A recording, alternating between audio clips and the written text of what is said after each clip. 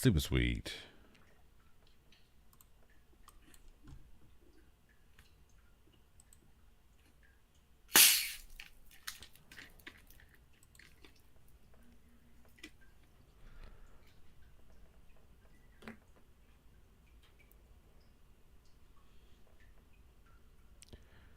Let them know when they start saying they can't hear the intro music that it's because we all haven't paid for Epidemic Sound yet.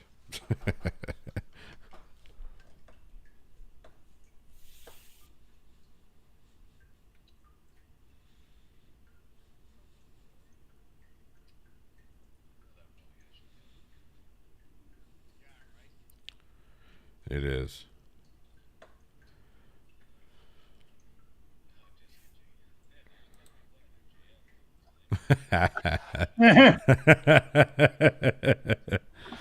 All right, they can hear PhD Tony. They should be able to hear Irish, JL, and now me. Yay.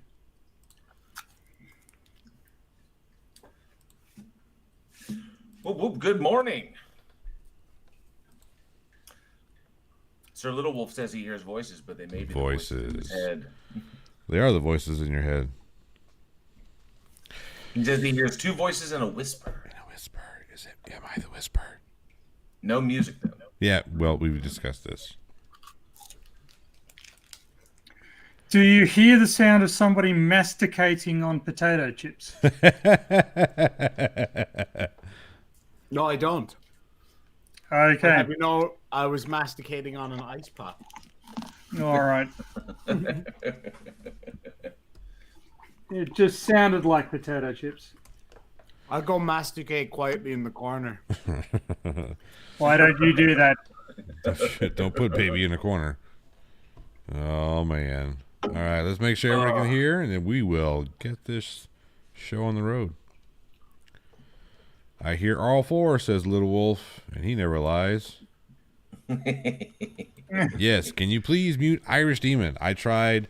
Every time I press the mute button, it just doesn't work. Sorry, Jessica. For possibly 3 or so hours. Bite me. You know they love you they love you when they rag on you. Snappy comeback, Demon. Snappy comeback. And I've never used it before. No, never. Oh, yeah? Well, bite me. Lucky didn't get shit canned, eh? Do you know what that means? Sorry. Yes. Random movie quotes just run through my head from time to time. Oh, no. Same here. So can they hear us? Yeah, they can hear us. Yes, I told you, they can. Little Wolf said they can hear all four of us. And All right, Sir fantastic. Little Wolf is such an upstanding gentleman, he would never lie to us. I hear all four. Jessica has been asking for Irish to be muted, which suggests that she can at least hear him. I think she might be asking preemptively. Yeah, Okay. because nobody wants to hear that. Nobody. Not biting demon. We know where he's been, says Sir Little Wolf. I was going to go with a comeback there, but I'm above that. All right. Well, if everybody can hear us, good morning and welcome to another The Four Beardsmen of the Apocalypse.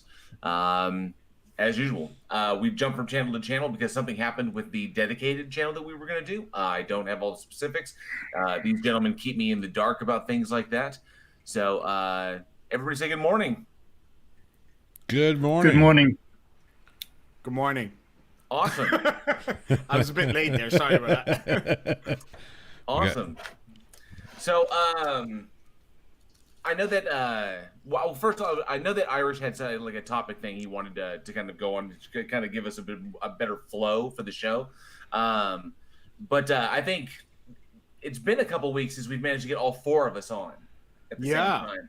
Jail. Yeah, we've run into like like last week. I completely overslept. I legit just slept through the whole fucking thing By Slept like through all my- 3 hours. I slept through all my alarms. I was totally and before that, Irish was gone because he slept through all of his shit. Yep. So yeah, It's like PhD Tony and myself are the only two who have never been gone. SWAT. So I just want to check in with everybody, see how everybody is doing. Since now all four of us are here, and why aren't we doing this on a dedicated channel yet? What exactly happened with that? So I want to answer this question first because I think everybody else is stupid.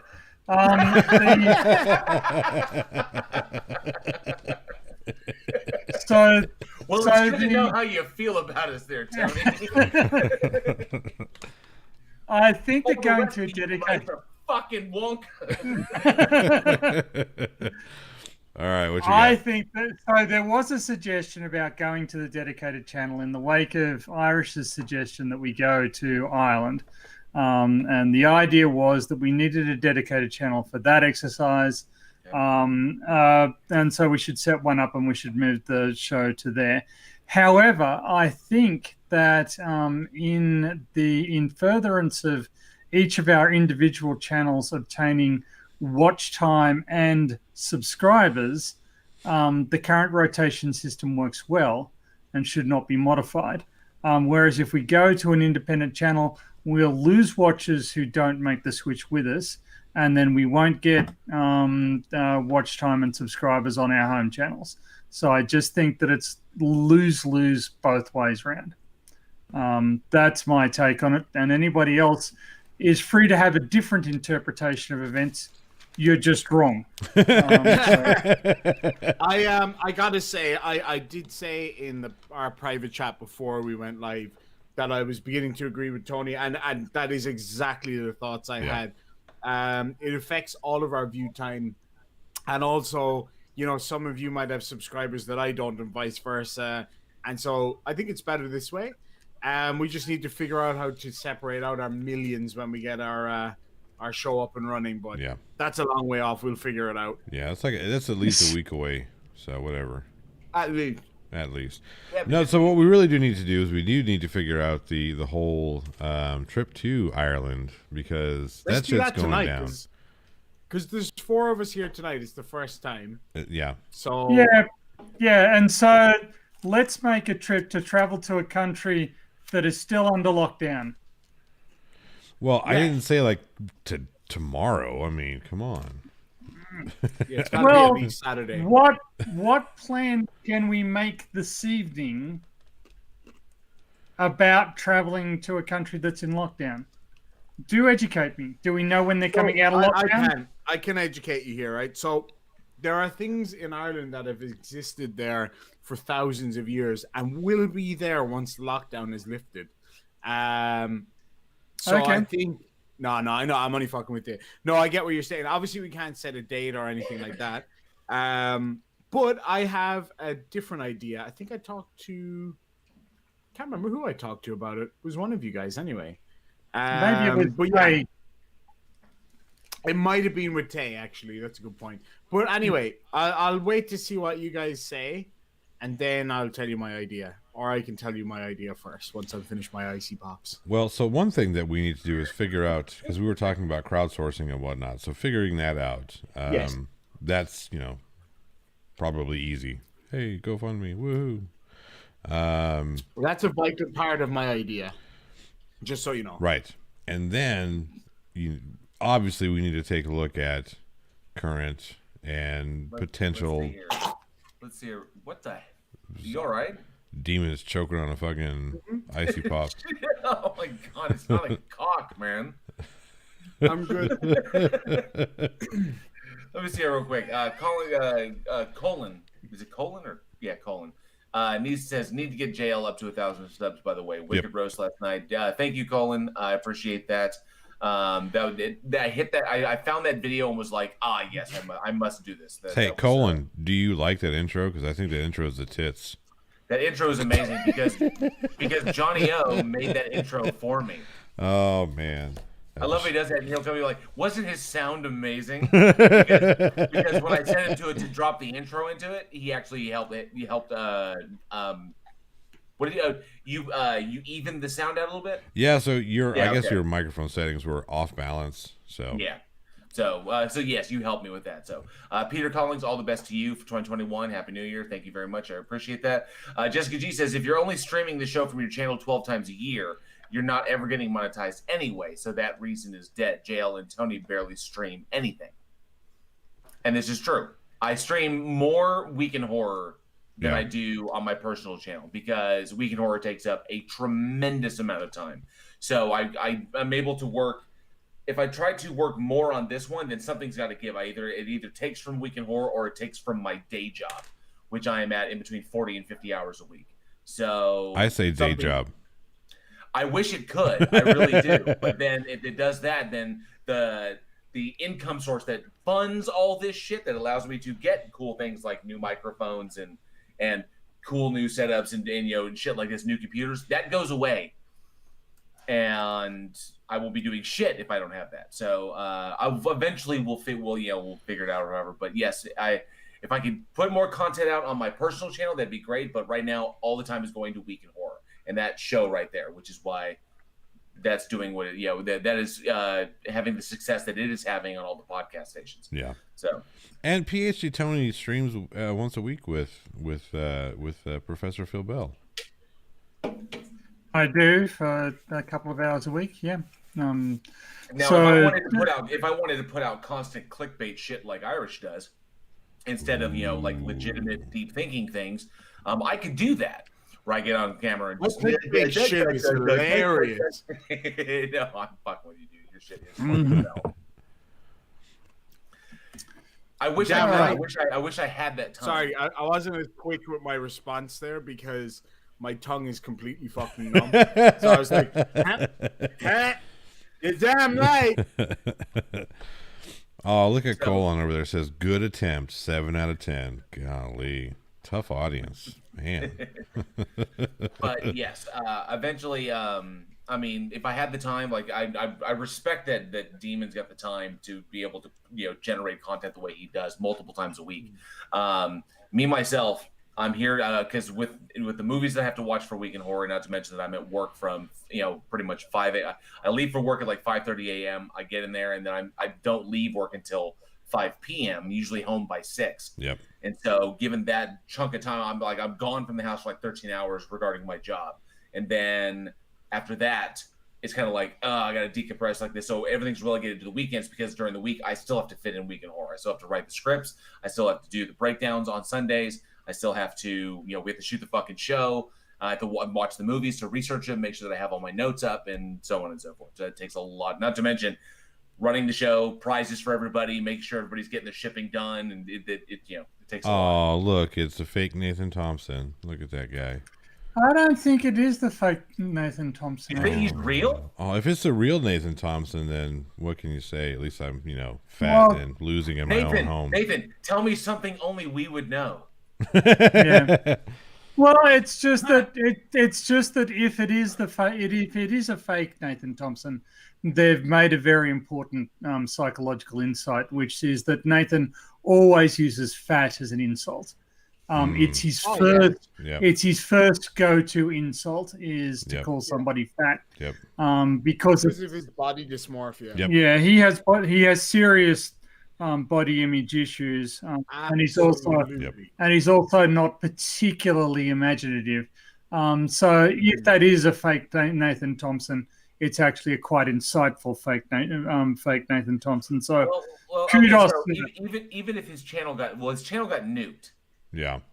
So would he still be able to? I mean, I know there's a difference between getting all your content like removed and still having an active channel.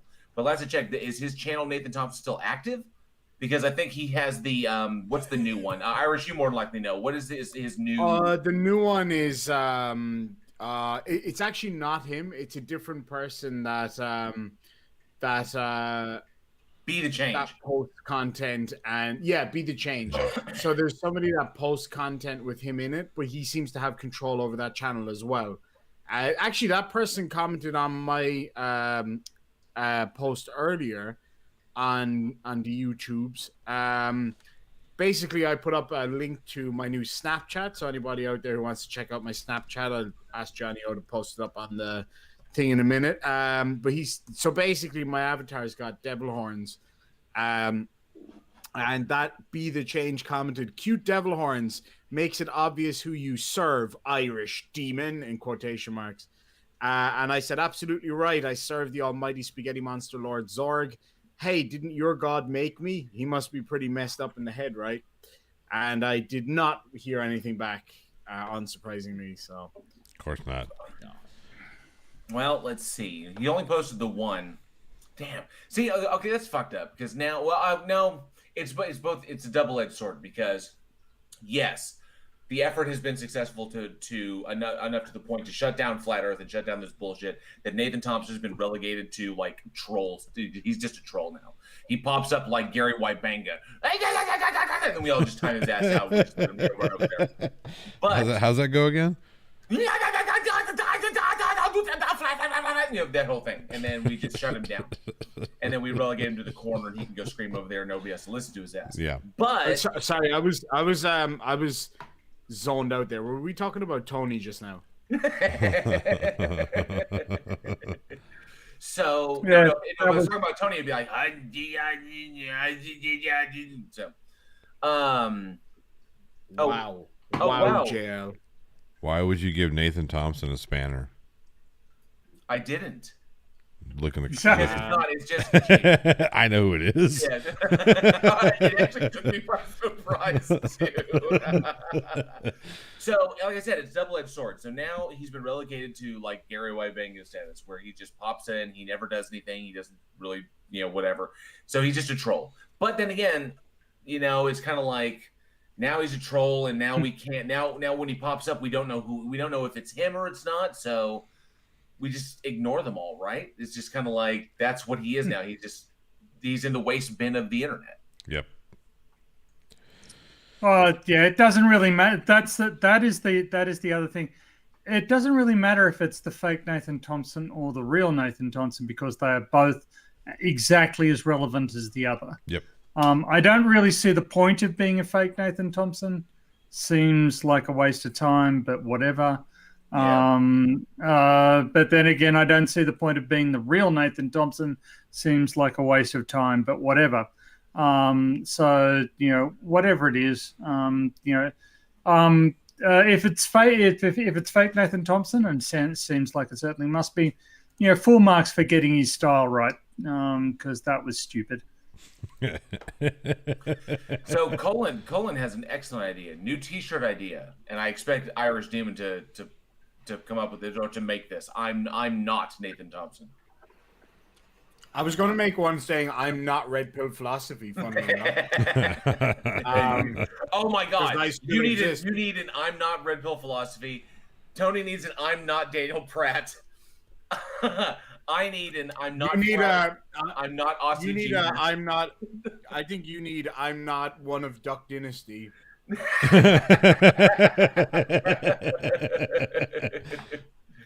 Who? Oh damn! That leaves Johnny out. There's no silly flurfers that you resemble. I don't know if I'm that not means the young. How about I'm not the young Ozzy Roscoe? No, I think actually, I am not Blackbeard. Because I don't turn into a skeleton. I don't turn into a skeleton in the moonlight. I am not Edward Teach. I think that was his name. It was either Teach or actually, it's believed that Blackbeard, as we know it, was about 3 different people. All right. Probably. Oh, you think he was an amalgamation? Yeah, so he was an amalgamation like Christ? Exactly. Except way cooler because he was a fucking pirate. And he put like fucking cannon fuses in his beard and lit them going into battle. That looks fucking amazing. To scare the shit out of people. And he used to carry a load of guns, even if they didn't work, just because it looked terrifying. Yeah. I did hear he was a big motherfucker, like way big for the time, like big for the time. For the period. Yeah, he was like 6'4". So there was Edward Teach, or the other guy was a guy from Baltimore in Cork, where I'm from, because a lot of the pirates used to hang out around Baltimore, in West Cork. What was the other guy's name? But yeah, I think Edward Teach is the main guy anyway. Nice.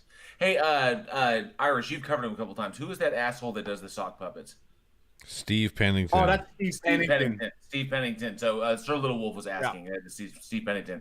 Okay, no one has ever responded to this. Okay, let me ask this. Johnny, I know you've seen the movie Blown Away. Yep. Tommy Lee Jones, Jeff Bridges. Yep. Okay. So there is a sequence in that film where Tommy Lee Jones is sending mocking videos to the police, right? You remember those? Yes. Okay, and he was dressing up in costumes to hide and wore masks to hide his identity, and did the crazy puppet thing in front of made up backdrops. Oh, that's true. Okay, I think Steve Pennington stole his shit from that. Oh, I didn't even think about that. So a thought. It's kind of like how Hans Wormhat took the name from It's Always Sunny in Philadelphia, and that was cool. Yeah. Thank you, Irish, for bringing that up in a video. That was pretty neat. But it just stuck in my head. I was like, that's such a good point that I never would have thought of in a million years. It's all bullshit. But yeah, I think he saw that from Tommy Lee Jones in that movie. And because it was a good movie, and I think he saw that and was like, "This, I think he's using it. That's what inspired it." So, and Jessica G says, "Blown Away" was the documentary about PhD Tony and Team Skeptic endorsing their new line of knee pads. Oh, but this sort of material is not meant for public consumption. Seriously. People need to tell me when their web cameras are on, and people need to, leave the fans only stuff on the fans only channel. That's fair. I cannot stress enough how much of a violation of privacy this all is, that it's out in the open like that. Okay, so one last thing from the chat. Before we jump into it, I know Irish has a subject that he wants to talk about because of his recent experiences. J. Rylander says, "Are any of the Beardsmen on Twitch? As there is some Flat Earth channels on there. Came across another debunker, Hannah Reloaded, and some others dealing with Twitch Flat Earth streamers. I am not on Twitch. I considered going on Twitch at some point when I was thinking about being a game streamer, but that environment, and when I got a taste of that environment, is really, really toxic. Oh, Twitch is brutal, yeah. To me, and I'm just kind of like, you know what? I don't want to dedicate the resources of having, dedicate my computer, dedicate all of this time in order to do this for that kind of environment. It's almost as toxic as Twitter. So I'm not on Twitch, and I don't plan to be on Twitch. But what about you guys? Likewise. I mean, I thought about it, but I'm not really 100% on it. Just doesn't seem like it would suit me anyway. Yeah. Because I'm not a gamer, and I think a lot of Twitch stuff is gamey kind of things. Well, go ahead, Tony. Sorry.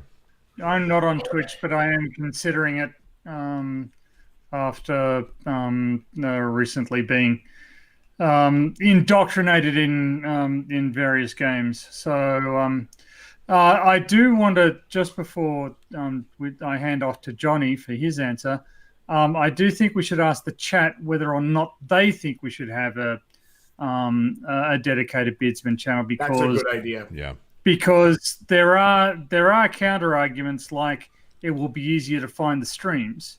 You have to remember which channel it's on. So it might be worth asking the chat what their thoughts are and getting their opinions rather than us dictating to them. Yeah. Yeah, I agree. So one thing I would say about Twitch is it's not just gaming anymore. So a lot of the people who have been burned by YouTube are now starting to seek out alternate sources, and Twitch seems to be the most popular because it has the most money behind it outside of YouTube. Well, it's because it's owned by Amazon. Right, exactly. Which that is, like I said, people who are looking for an audience, and YouTube is censoring, at the very least. They're censoring people on it. So, what are you going to do? If you're a conspiracy-minded person, or even not really conspiracy-minded, even if you're somebody who does a bunch of debunking conspiracies, and you notice that YouTube is burying your channel, what are you going to do? You're going to seek out different places to get your message out. That's what I would do if it came to it. If I was being throttled that much, then I definitely would do that. Yeah. So here's the thing. I guess this is where we need to do our first poll. We need ones for A joint channel, twos for separate. Please don't spam that much. Yeah, don't spam, guys. Yeah, the censoring on YouTube is. I haven't experienced it because I haven't put out a shit ton of content and I'm not monetized, so I'm not terribly concerned about it. Well, see, but here's the thing: you don't have to be monetized. I noticed that, like I said, when the election cycle started, like I saw my channel get just. It went from we went from Shit on. Yeah, I went from 70-30 subscribed to not subscribed to almost 100% subscribed. Yeah. Yeah. Same here. Only during the election cycle, though. Right. Mine's starting to get. I've noticed that it's starting to go back. I think I'm sitting around 80-20 right now. So slowly but surely, we're getting back there. Clive says 0. That wasn't an option, sir. See, Colin says if JL is happy with Weekend Horror and only using his channel for random attacks, then go to the Beardsman channel. Yeah, go to the Beardsman channel. You can then simulcast it to Twitch to build an audience. It's up to you. Ultimately, it's up to you, bearded ones, but a bearded channel would be great. I always thought that we should have one. That, I mean, even because, especially if we were running around and they say we were in Ireland and taking all that content, putting it into one thing and then putting it to one channel would be so much easier and obviously less time consuming than trying to put all together for 4 different channels. And I agree that maybe the produced content like that should be on a single channel, but I think the show traveling over the course of 4 I think is cool because again it gets. PhD Tony needs watch hours to monetize his channel. You need more exposure to get more subs. And I think rotating it this way kind of helps. Cool. I agree. I think it is the best way. Like with the created content, the thing about it, I don't know what your guys' vision of it is, but for me, because of the type of content that I watch, I kind of I feel like I've got a very good appreciation of what is and isn't potentially, big time content. And why I say that is, and this is something that myself and Mrs. Demon joke about a lot, I have this talent for being able to pick out YouTubers when they're small and then just see them explode. There's a few really big YouTubers, like you guys all know Aussie Man Reviews. Like, yep.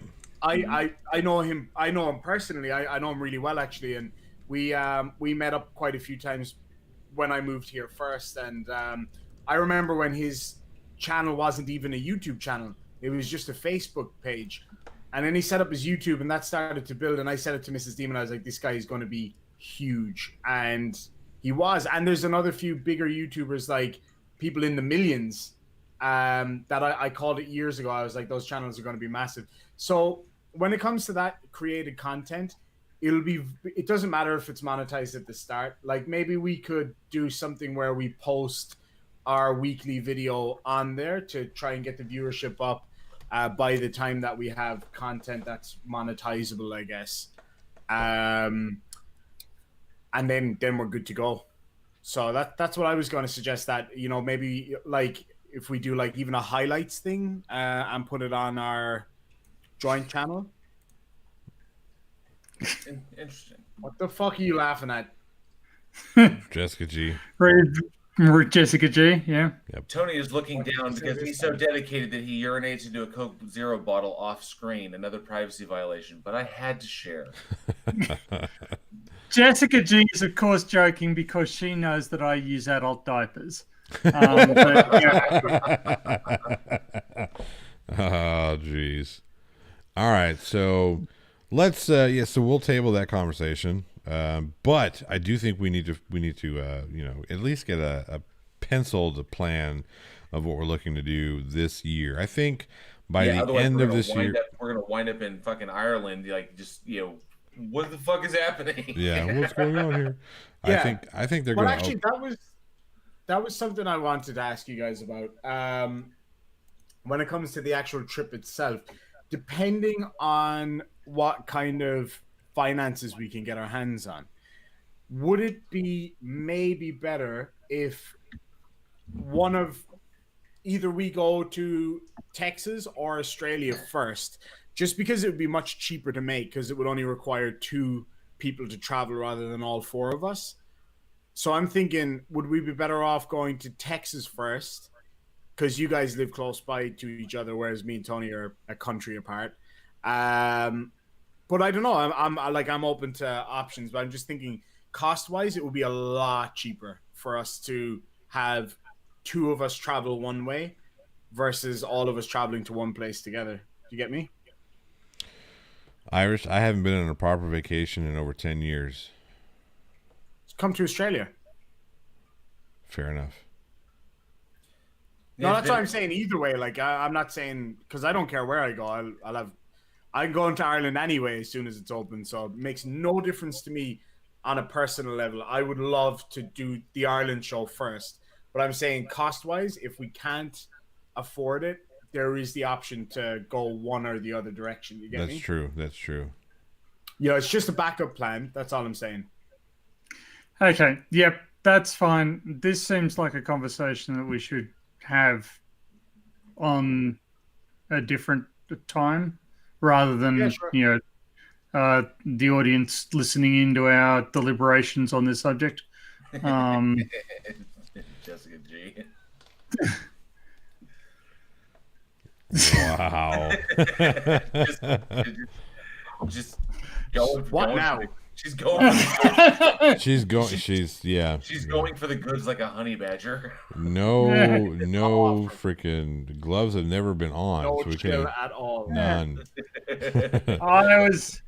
I was in a live stream with Crafty Keeler.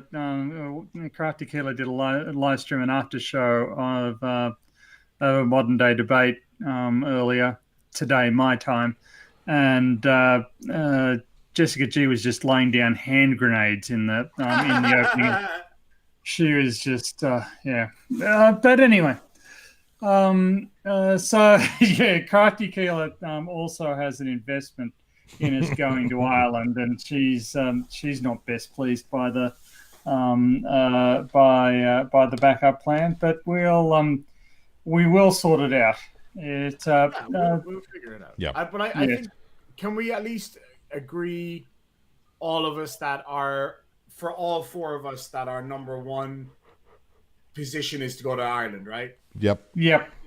Okay. Well, that's good. I'm glad we're all on the same page there. Anyways, just making sure. Well, to go all over eventually, that's. Oh yeah. That's eventually the point. And actually, I'll bring this up. There is a.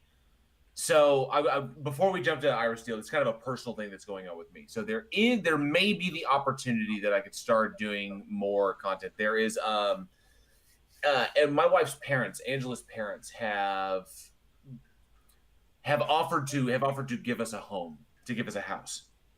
Now I have my own house here in Texas, but they're in real estate, and they have this small house that's really, really cute. It's up in Oklahoma, offering to basically to give it to us, just kind of like their gift to us, because she and I have been together for 17 years, and so just give us a home. And I was kind of like, holy shit. And that would, not having a mortgage is pretty huge. Not to mention retail price, already a sale price, seller's market right now here in the States. And I could probably move this house for $210,000 to $230,000. So I could get rid of this house. I could get the mortgage out from underneath, pay that off. I could pay off the car note, and I could move up to Oklahoma, which is only about an hour and 45 minutes away from where I currently live. I could move to Oklahoma and have a paid off car and no mortgage, and be able to set up my deal the way I want. The house up there is a little bit bigger than the one here. It's got a big backyard for the dogs. That's pretty much it. So I'm looking at that, but then again, I'd have to leave my job. I love my job currently. We're kind of juggling around it. We're trying to play with it. So if I do this, then I will have Irish Demon levels of time, because we'll have a nice nest egg. We'll have a house we don't have to pay off. We got a car we don't have to pay off. We got I'll be all set, and I'll just have my studio, and I'll be able to run, do what Irish Demon does, which would be kind of cool. So that possibility is coming up, and with all that free time, I could definitely focus on putting out more content. So we never know what might change along the way. So okay. Well, that yes, that sounds very that sounds extremely promising. But I think that sort of the Irish trip was the first one out of the gate, and Yeah, I agree. I'm looking forward to it. So And that it would is be objectively the best country in the world. Like, just want to. Yes, Jessica G. But I mean, no, I yes, just want people to know, though, for sure. Like, literally, it was just an option of a backup plan. I'm not saying I don't want to go to Ireland. I would rather go to Ireland than pretty much anywhere in the world right now, anyway. So, yes, Jessica G. I yeah. mean my other job, not the one where I show up 2 hours late. Ha ha ha! It's the one where I show up an hour late. Ha ha. There you go. All right. So, So Demon Irish. is the one that brought it up. Yeah, you've got you have a topic you wanted to bring up. Okay, yeah. So myself, you guys remember Tay? She came on my show a while back, and she's she's a regular commenter now in the Four Beardsmen chat. She's a buddy of mine. So she's quite, I guess, spiritual would be the word that people tend to use. And so we decided to go ghost hunting, and we found a little old cottage in the bush that's about 200 years old. It's quite old for this part of the world, and we did some ghost hunting there last night. Now we filmed it, of course, and sadly we lost a lot of the footage due to the high ghosts. wind noise and things like that, and the ghosts fucking with us. And so we did lose, unfortunately, a lot of the good sound, but it still ended up with a really good finished product. So it's going to be a couple hours long, all up. So the first episode will be coming out straight after the Beardsmen. So stay tuned for that. And it's some weird stuff happened. I've got to be honest. I went in there completely skeptical. Of course, I've done a lot of ghost hunting before. I was with a group called Cork Paranormal Investigators about 10 years ago. So I did a lot of ghost hunting, and, I'm used to doing that kind of thing and not being kind of freaked out or whatever. But some freaky stuff did happen that, we couldn't really explain. At first, I thought I could explain away a lot of it, which was, so one of the ladies would ask for the spirit in the house to make a noise, to let us know you're there, that kind of thing. And then a stone fell behind us. And I thought, okay, it's windy. We're in the edge of the outback. There's going to be stones and shit. You know what I mean? Let's not lose ourselves. Then it happened again. Maybe it was just because our senses were more heightened following the first one. And obviously, you ask a ghost a question, you're going to, strain your ears to hear that answer. And so when there's a noise that might have been there all along, you notice it more in that situation. So I was very skeptical. I didn't really get sucked into the idea of it being a ghost at all. And then we were walking away from the house, and just bear in mind, there is nobody here. Like, the place is completely empty. There's absolutely no one around. I checked all around the house.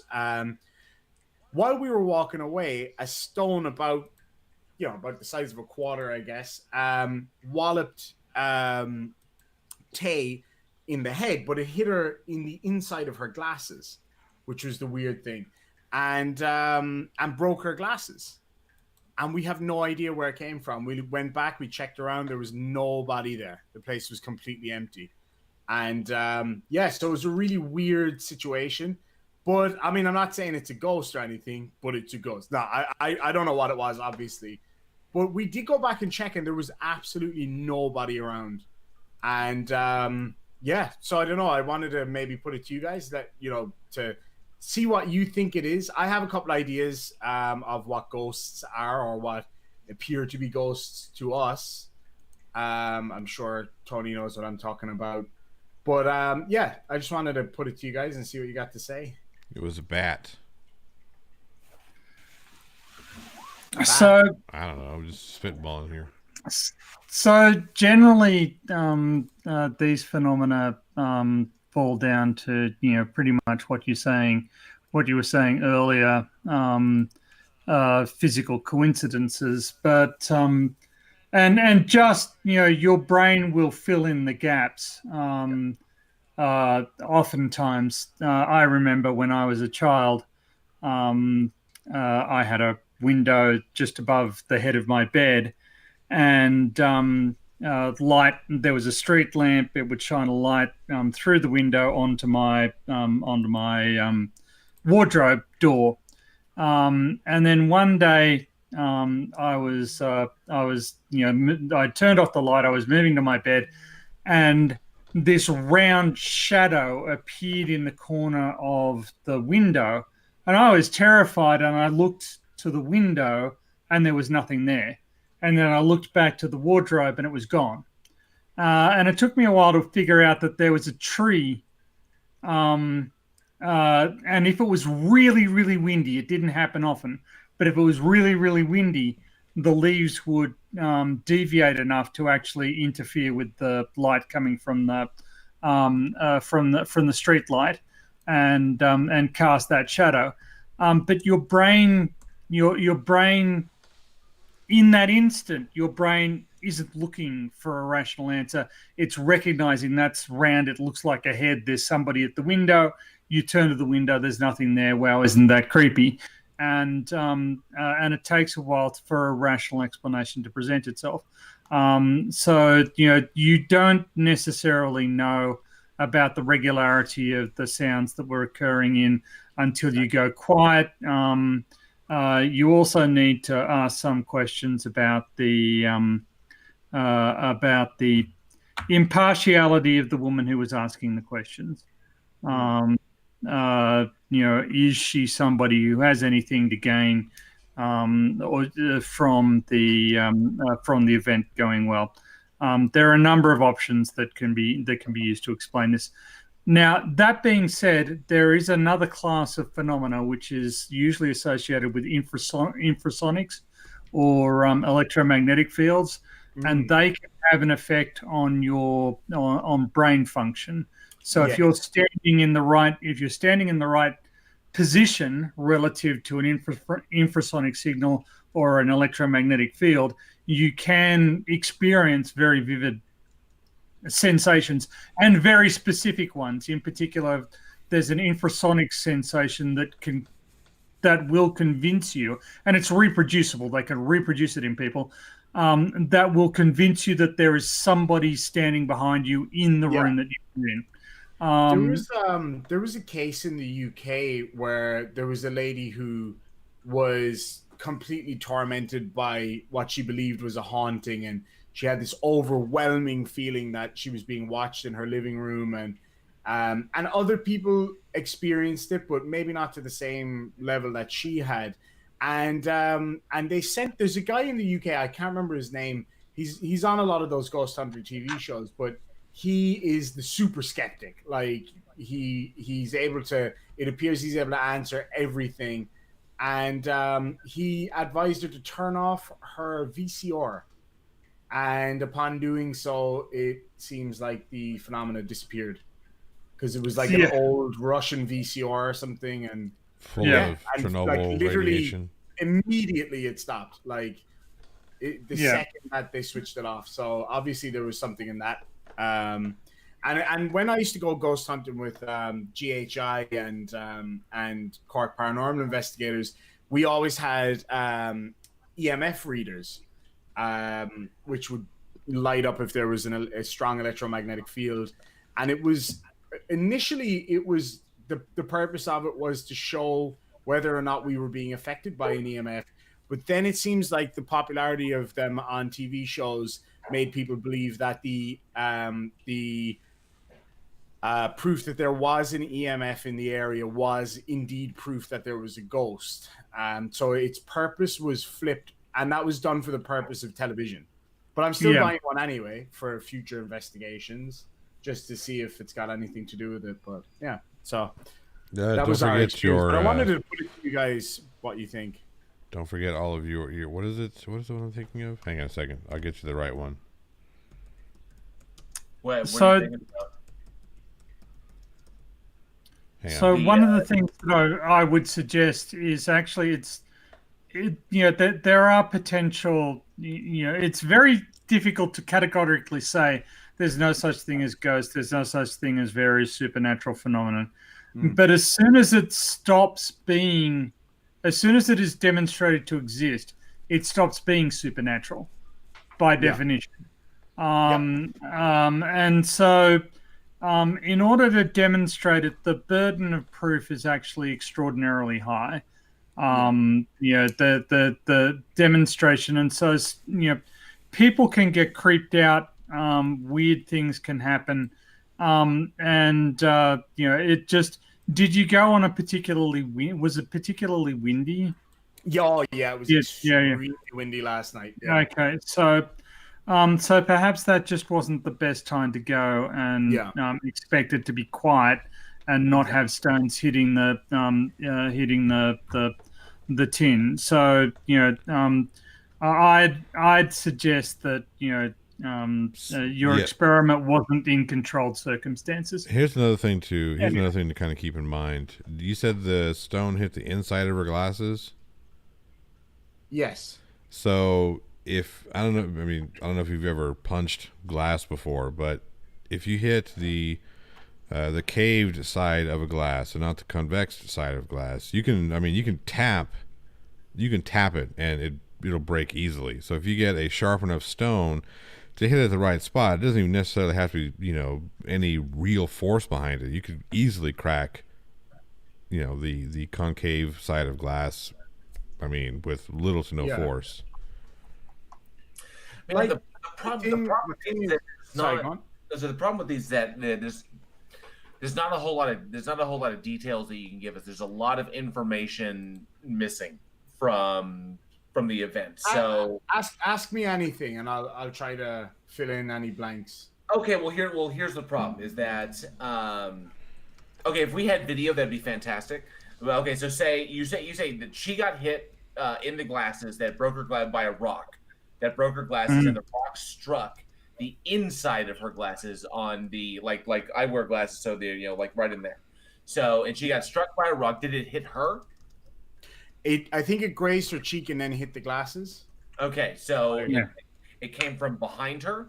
From behind and to the side, it seems. Okay, so that's the way it would seem at first. So a rock came out of nowhere, grazed her cheek, and struck the inside of her glasses, and then broke her glasses. Okay, or broke one of the lenses. So kind of just a scratch on like a little pock mark out of the lens. Okay, so it didn't break the glasses. Oh no, it didn't shatter them. No, it just scraped the. Okay, gotcha. So there's a number of things. It's what was she doing when this happened? Was she standing still? Was she moving forward? Was she turning her head? Was she looking around? All three of us were standing shoulder to shoulder, walking out away from the house. So we were right next to each other, just talking.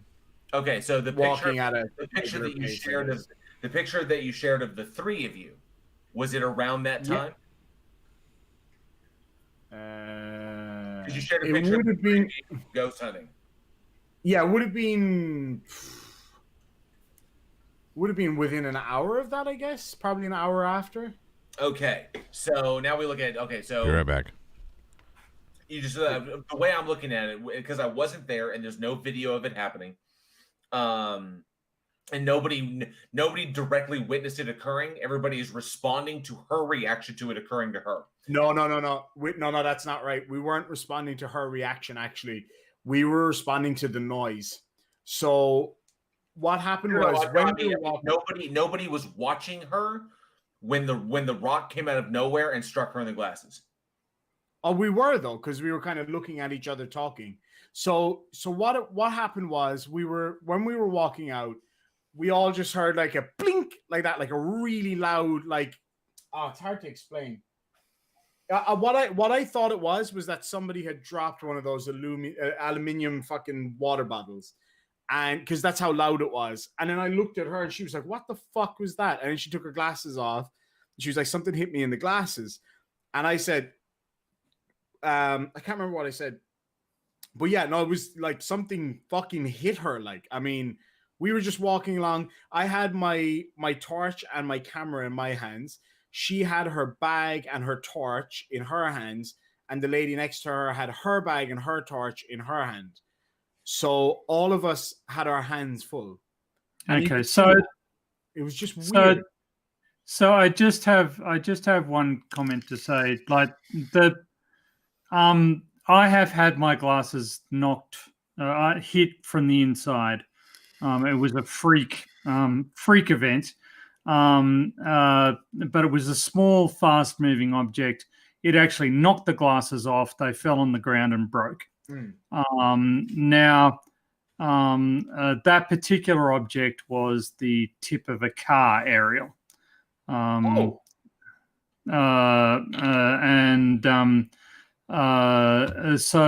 my feeling is that whatever hit Tay's glasses was probably very light, because anything with significant momentum would have knocked her glasses off. Correct. Yeah, that's what I was thinking too.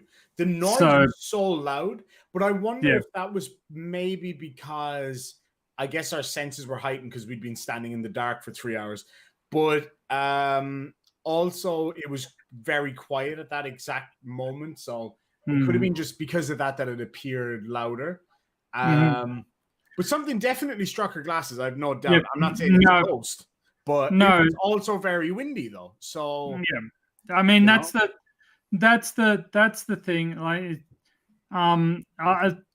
to be honest, there's a certain romance to the paranormal. There's a certain romance to the paranormal being able to exist, and there are theories about interdimensional beings and or spiritual resonances or afterlives or what have you.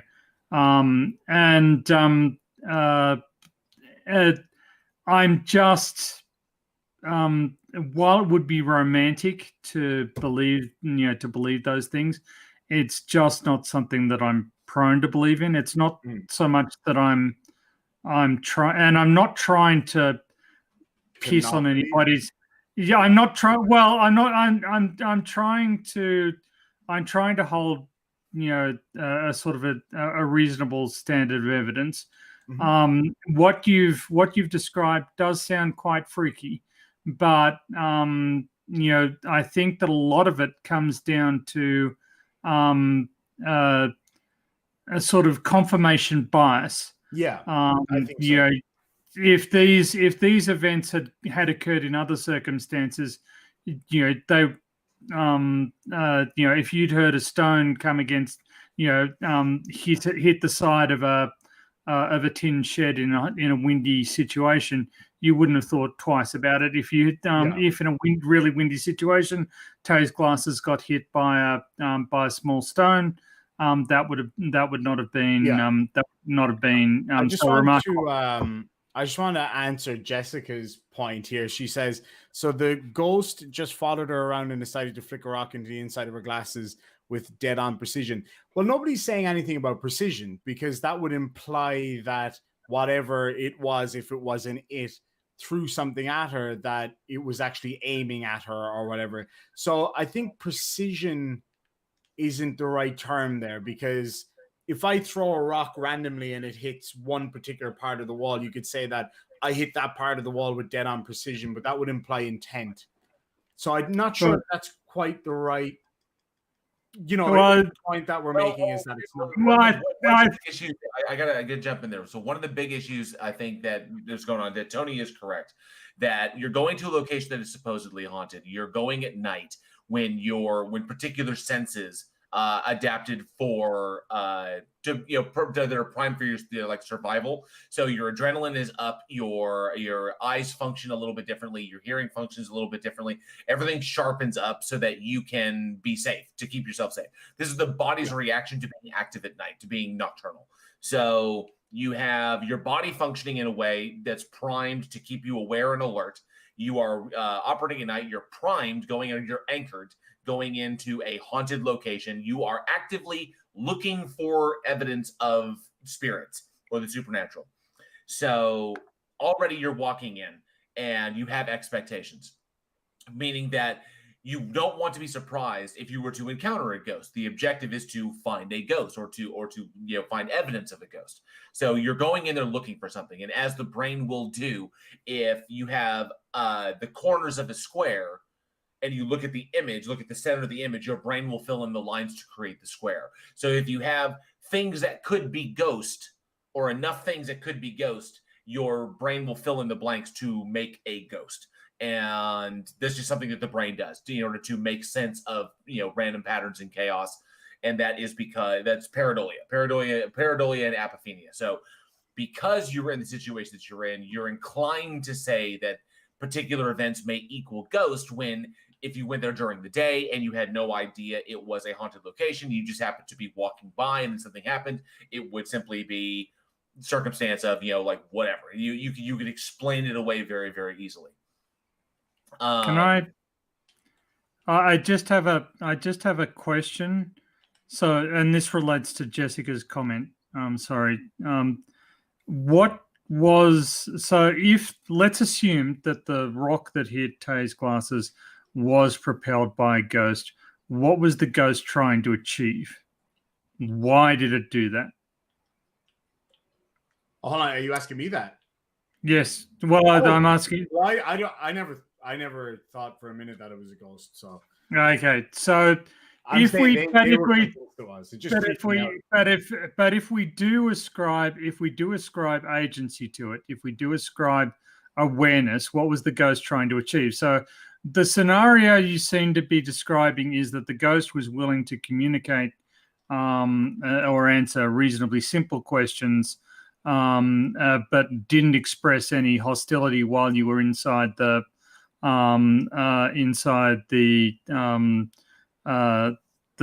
structure. But as you were leaving, it decided to throw a stone at the person who wasn't asking it the questions or making the film. It just seems like a very strange, if it didn't want you there, why didn't it react hostilely earlier, like when you were approaching or while you were there? And why did it project a rock? If it can project force on material objects, why not just hit Tay? Or why not just knock her glasses off? And, thank you, guy with bearded lizard. I love bearded dragons; those are awesome. Thank you, sir. I appreciate that. And of course, Dave N says we are assuming it was a rock. It could have been a small piece of branch or something being blown by the wind or something that may have fallen. And I would hazard to throw in there. It could have been something that fell off of the structure itself. It could have been. We were about 200 meters away from the house when it happened. In the middle, it could have been no truth. It could have been the big thing, the big thing that most people often leave out, and I'm surprised it's not come up yet, because you were outside, and when you were at night and you have flashlights, what exists outside with you? It's the most common thing that is mistaken for like otherworldly things or supernatural things, especially when caught on camera. Or caught, in the streaming light of a flashlight of a torch. When you have that and you're outside, insects are more active at night than they are during the day.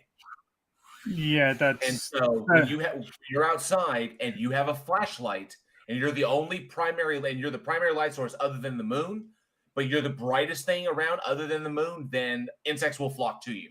Insects will be drawn to the ambient light of your flashlight, because that's what insects do. And oftentimes in still frame photography, or even with a less I would say a lesser quality camera, when the shutter speed is not as not that quick, you will get images of what it looks like an orb. Oh, it looks like this. No, it's actually a moth, and your camera was not strong enough to pick it up at that time. With security cameras, typically catch this. We see a lot of images of what they think are ghosts, and they're not. They're actually like moths caught in a particular frame because the security cameras are very low quality. So it could have been an insect, and I would actually hazard it might have been.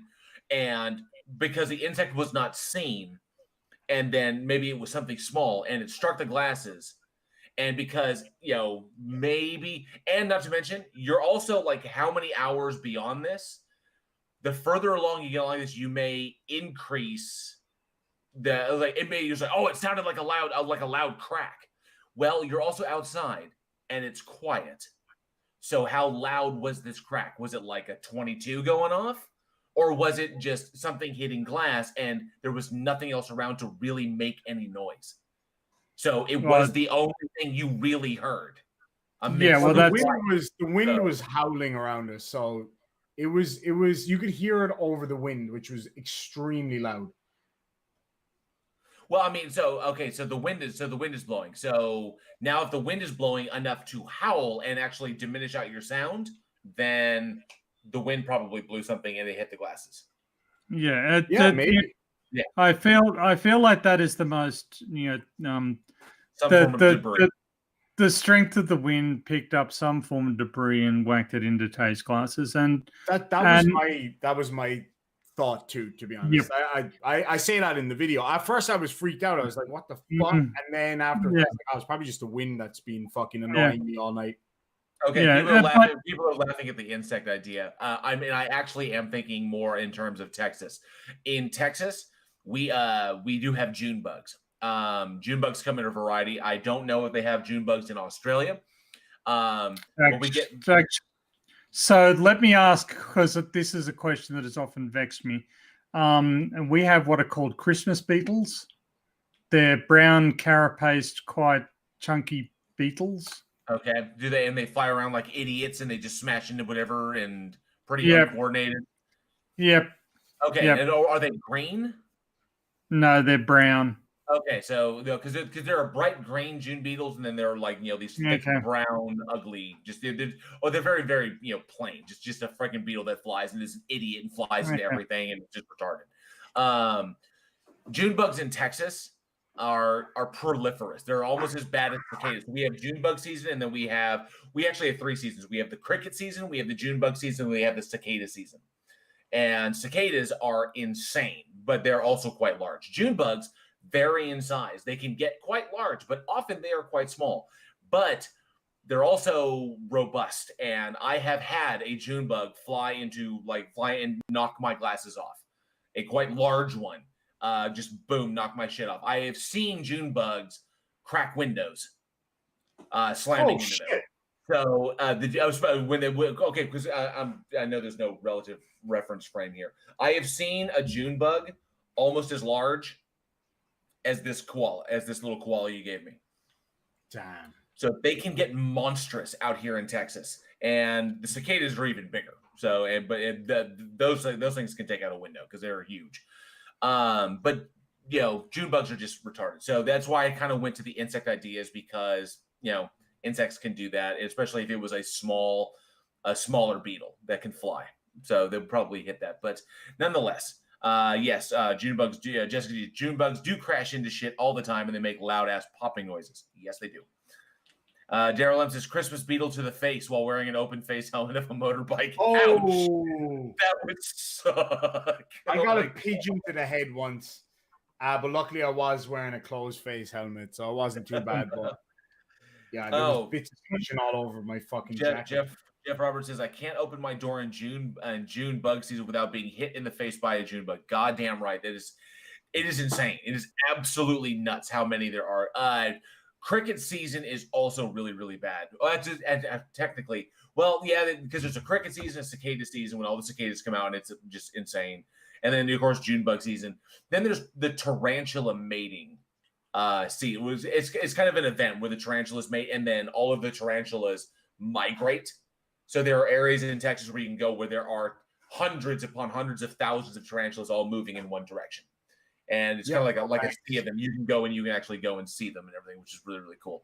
But yeah, it could have been an eagle, or it could have been a bug. That's where I was kind of going with that. But it sounds like if the wind was blowing really, really hard and she got hit by something hit with something in the glasses, most likely the wind picked up some debris, popped her in the glasses. And she's like, oh, and it surprised her. She's primed to think ghost. And you guys are like, ghost. And there you go. Fucking killjoy. Yeah, well, sorry. Off you go, Irish. No, that was actually all I had to say. But ultimately, I myself have gone ghost hunting before. I have, we have here in Texas, we have ghost towns. We have a lot of historical cemeteries. We have all kinds of crazy shit. And I've got friends. I've never bought any equipment myself. I've just been with them. But we have friends that have all the cool stuff. Like all the EM meter and all that kind of. I have one friend who has an infrared camera and then a thermal camera and all kinds of cool stuff. So we'll get together and we'll go out, and it's never, and we never see anything. We never encounter anything, even though there is a particularly crazy haunted, so supposedly haunted place around here in Texas called White Rock Lake. And this is kind of if we're talking about this, I'll just give a little bit of history on this. So here in Dallas, there is a man-made lake called White Rock Lake, and it was built back in the I'm going to say, I got to check the date, but I think it was in the I think it was like 1917, 1918, somewhere in there. Anyway, so White Rock Lake, man-made. So the bottom of White Rock Lake is not sediment and mud like most lakes. It is, it is rocks. It's gravel. Okay, but it's very, very, very large, and being a big-ass lake, it has natural currents from the wind, or is natural currents driven by the wind. Well, the cool thing about White Rock Lake is that the bottom of it being basically pea gravel, is that the currents generated by the high winds in that particular area turn the bottom of White Rock Lake into a kind of rock tumbler. So it's constantly churning very slowly. Well, during Prohibition, the 35 corridor that pretty much runs up the middle of the state was one of the entry points for bootleggers. So bootleggers would be able to transport up the pretty much the north-south corridor through the United States up to Chicago. And a good place to dump a body would be a place that acts like, if you weight down a body and like this, you could throw it in there. Is it basically a giant rock tumbler? And the rock, you could basically take a body, dice it up or do it like this, and weight it, throw it down there, and then the rocks, the wind. Not that he has any personal experience doing this. The wind and the rocks will do the rest, and they'll actually churn the body up. And eventually, say less than a year, it's all ground up and it's gone. So White Rock Lake became a known disposal place for basically the mafia, the mob operating in North America during Prohibition. It fell into disuse because the area around White Rock Lake began increasing in popularity. The real estate values went up once the crime went down, and people started building these big, huge ass fucking mansions all over the place. So now it's just more of a kind of like a park type area. But it's reportedly intensely haunted by several psychics that have come through and done specials over there. They say that that White Rock Lake does have a woman in white that visits the area. That the ghost of Albert Fish, who is a serial killer and cannibal of children, that the ghost of Albert Fish drives around because he was known to operate in the area at the time. So he'll drive around the lake, and you'll see the kind of the ghostly headlights of his truck. And then, of course, the spirits of all those who were disposed of there, which some psychics say number in the hundreds. And then, of course, supposedly there's a demon there as well that has housed up there because of kind of evil that has permeated the area. So that's a place I've ghost hunted out there before. We obviously didn't see shit. Shadows being, from my perspective, it's pareidolia. You see shadows, you're primed to see one thing. You walk into your dark house, you see a shadow that you don't recognize, it automatically could be a burglar. Your alarms go off. You're like, burglar. And then you turn the lights on. Oh, it's just a shadow. Okay, but I was primed for a burglar just to protect myself. So typically, in these situations, your brain is trying to keep you alive, and it will tell you one thing, to keep you safe when it's actually something else. And then people attribute it. They see patterns in chaos. They put the face together in the texture of your wall, in the paint texture of your wall. So, I see a face. There's no fucking face there. But okay. I'm going to go in a slightly different direction here, and I'm going to instead focus on the exact point at which I knew Prometheus was going to be a pile of crap. Basic trigonometry says, that is the. I was 120 when I had to go through that shit. Yes, yeah, it was a tough few years. I liked me my whiskey. But there's a scene early on in Prometheus where Guy Pearce's character is introducing Michael Fassbender's android. He's just like us, except he doesn't have a soul. And I felt like standing up in the cinema and going, "Really? where's your fucking soul? Can we measure it? Do you have a soul meter for us? Have you got, and because the existence of the human soul is actually not a scientific reality, as much as apparently this guy in this film and the guy who wrote the film believe that it's a reality. But if you believe in ghosts, then it must be a reality. If you believe in such a thing as the preservation of awareness and agency after death in a non-corporeal fashion, then you must believe in the soul. You can't get around it. And so if you're going to believe in ghosts, you need to have a religious mindset. If you don't have a religious mindset, why? Surely there must be. Oh, no. It doesn't necessarily mean soul. Okay, so there are... Yeah, exactly. The only thing I found that could be potentially scientific about the potentiality of ghosts is the state of matter and energy. Okay, so yes, we can say that your consciousness is an emergent property of your brain.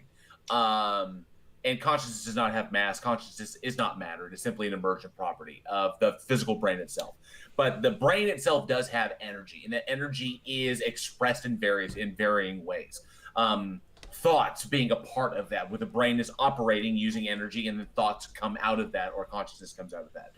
There's not a scientific explanation for consciousness. It's just that's what we can determine. That's all we can determine. Alter the brain, you alter the consciousness. So, when a person dies, when the energy that is within, that is housed within the body, that the body is generating in order to keep the person alive, when that goes away and the organs die, okay, the energy the energy output will dissipate, but the energy that was created, it's still kind of there. So there could be a kind of, and there may be an expression. Think of it like this is a bad example. Like the shadows in the shadows in Hiroshima. Okay, is the only way I've been able to think about it.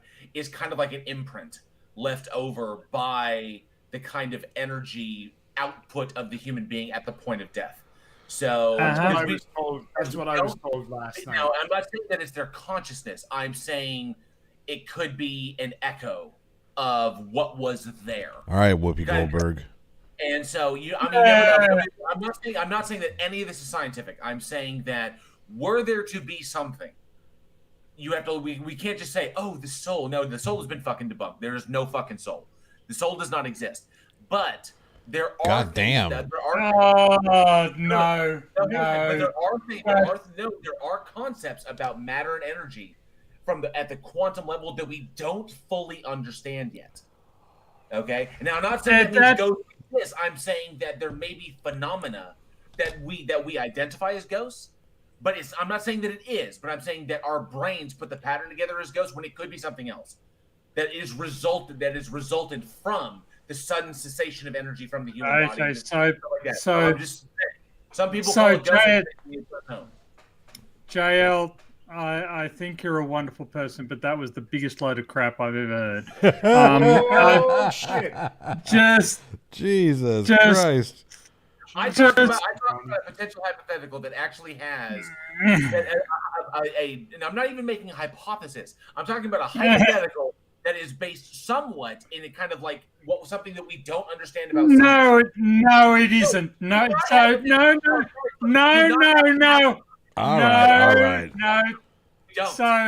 So yes, but what we do know about energy does not permit what you just described. Okay, it's this is exactly Flerf logic. Whoa! Yes, it is.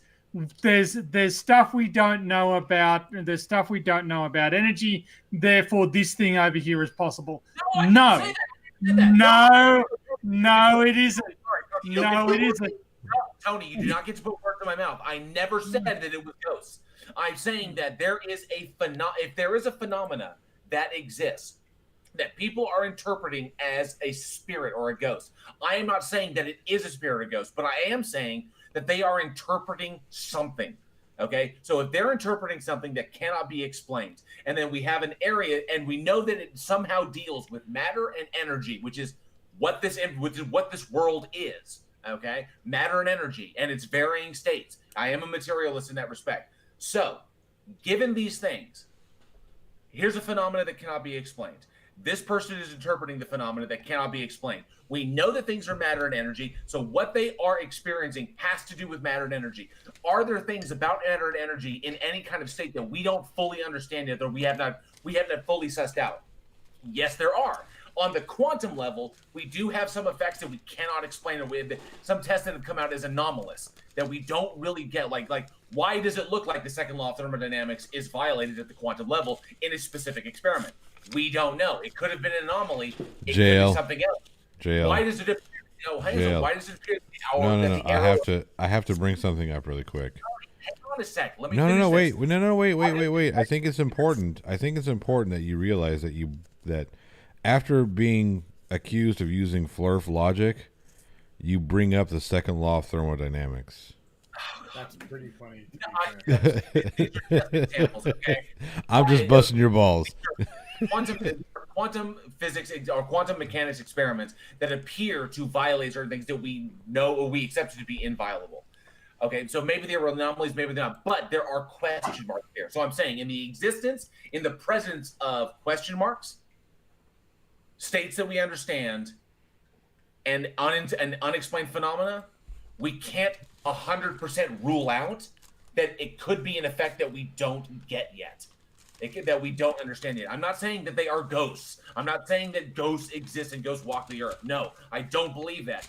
Do I think that there could be a relationship between the energy of the human body and that is generated by the human body and things about consciousness that we don't get yet that could have an impact on the area around where the person dies? Possibly. Is it guaranteed? Absolutely not. Am I willing to just throw it out because it's weird? No, of course not. But I'm not going to say it's true. What you're saying is it could be ghosts. No, yeah. What JL is saying is that it could be ghosts. And I'm saying that we understand energy well enough to exclude the possibilities that are being proposed here. So if there is some phenomenon that we don't understand, it will not be because of the blind spots that exist in modern science. It will be because of the existence of supernatural phenomenon such as the existence and preservation of the soul. Now, you can claim that the soul has been debunked. I don't agree that it has. The soul has been debunked. 100%. But the soul does not exist. Okay. Well, in which case that is equivalent to saying that, to my mind, that is equivalent to saying that ghosts don't exist. No, I'm not even saying that ghosts are souls. That was my point. What we interpret to be ghosts could be a phenomenon that we simply don't understand. We are just interpreting as a ghost, like pareidolia. We're putting the points together and saying, "Oh, ghost," but it could be something completely different. So a lot of it is a religiosity of our society to assume that ghost equals soul or spirit of a past person. Whereas I think a lot of people these days, certainly the two ladies I spoke to last night, seem to think that it was potentially some residual energy or more kind of like the ghosts of the J.L. Warren model. Okay, but that's why I compared it to something like the shadows in Hiroshima of people who were hit by the nuclear blast. Okay, it could be something as simple as that, but we are but instead of looking at something as overt as that, as a human body being hit by a nuclear blast. Okay, and I know that's carbon, I think, is what creates that shadow, but it could be something similar to that, but on a different spectrum or a different, or maybe on a quantum level. We don't know. That's the whole point. It could be a phenomenon that we have not yet explained yet, but and I'm not saying it's ghosts. I'm not saying it's spirits, because yes, the soul has been debunked. Human beings do not have souls. The Phineas Gage event, the Phineas Gage occurrence, or basically the case of that individual, pretty much disproves the soul altogether. It's like the soul is just a thing that people made up to kind of explain consciousness or empathy. So, if I may be so bold, I don't regard that as in any way plausible. So the consciousness exists as a result. What we describe as consciousness is a physicochemical process. It has. You know what? Fuck you. It has. JL Flurf brings up the quantum argument. You know what? Have your conversation. Sit here and drink my fucking monster and go punch some dry wall. All right, Kyle. Oh dear, sorry. I'm just gonna have to start calling you J.L. Thompson from now on. I didn't mean to. Don't even. Oh, it was too easy. Oh crap! That is fucking mean. What did she say? Gonna dig me a hole. Gonna put myself in it. Oh, that is pretty brutal. Well, yes. So it's up to Irish and John Yoda. We were all able to agree on everything. Like I was just thinking, it's a matter of time before Tony calls someone a cunt. Basically, that's. Okay,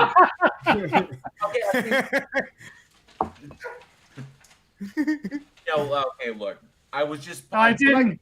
I didn't even. What I posited is not something that I accept about reality. I don't operate as though that this is the truth. I'm saying, I'm like I said at the very, very fucking beginning.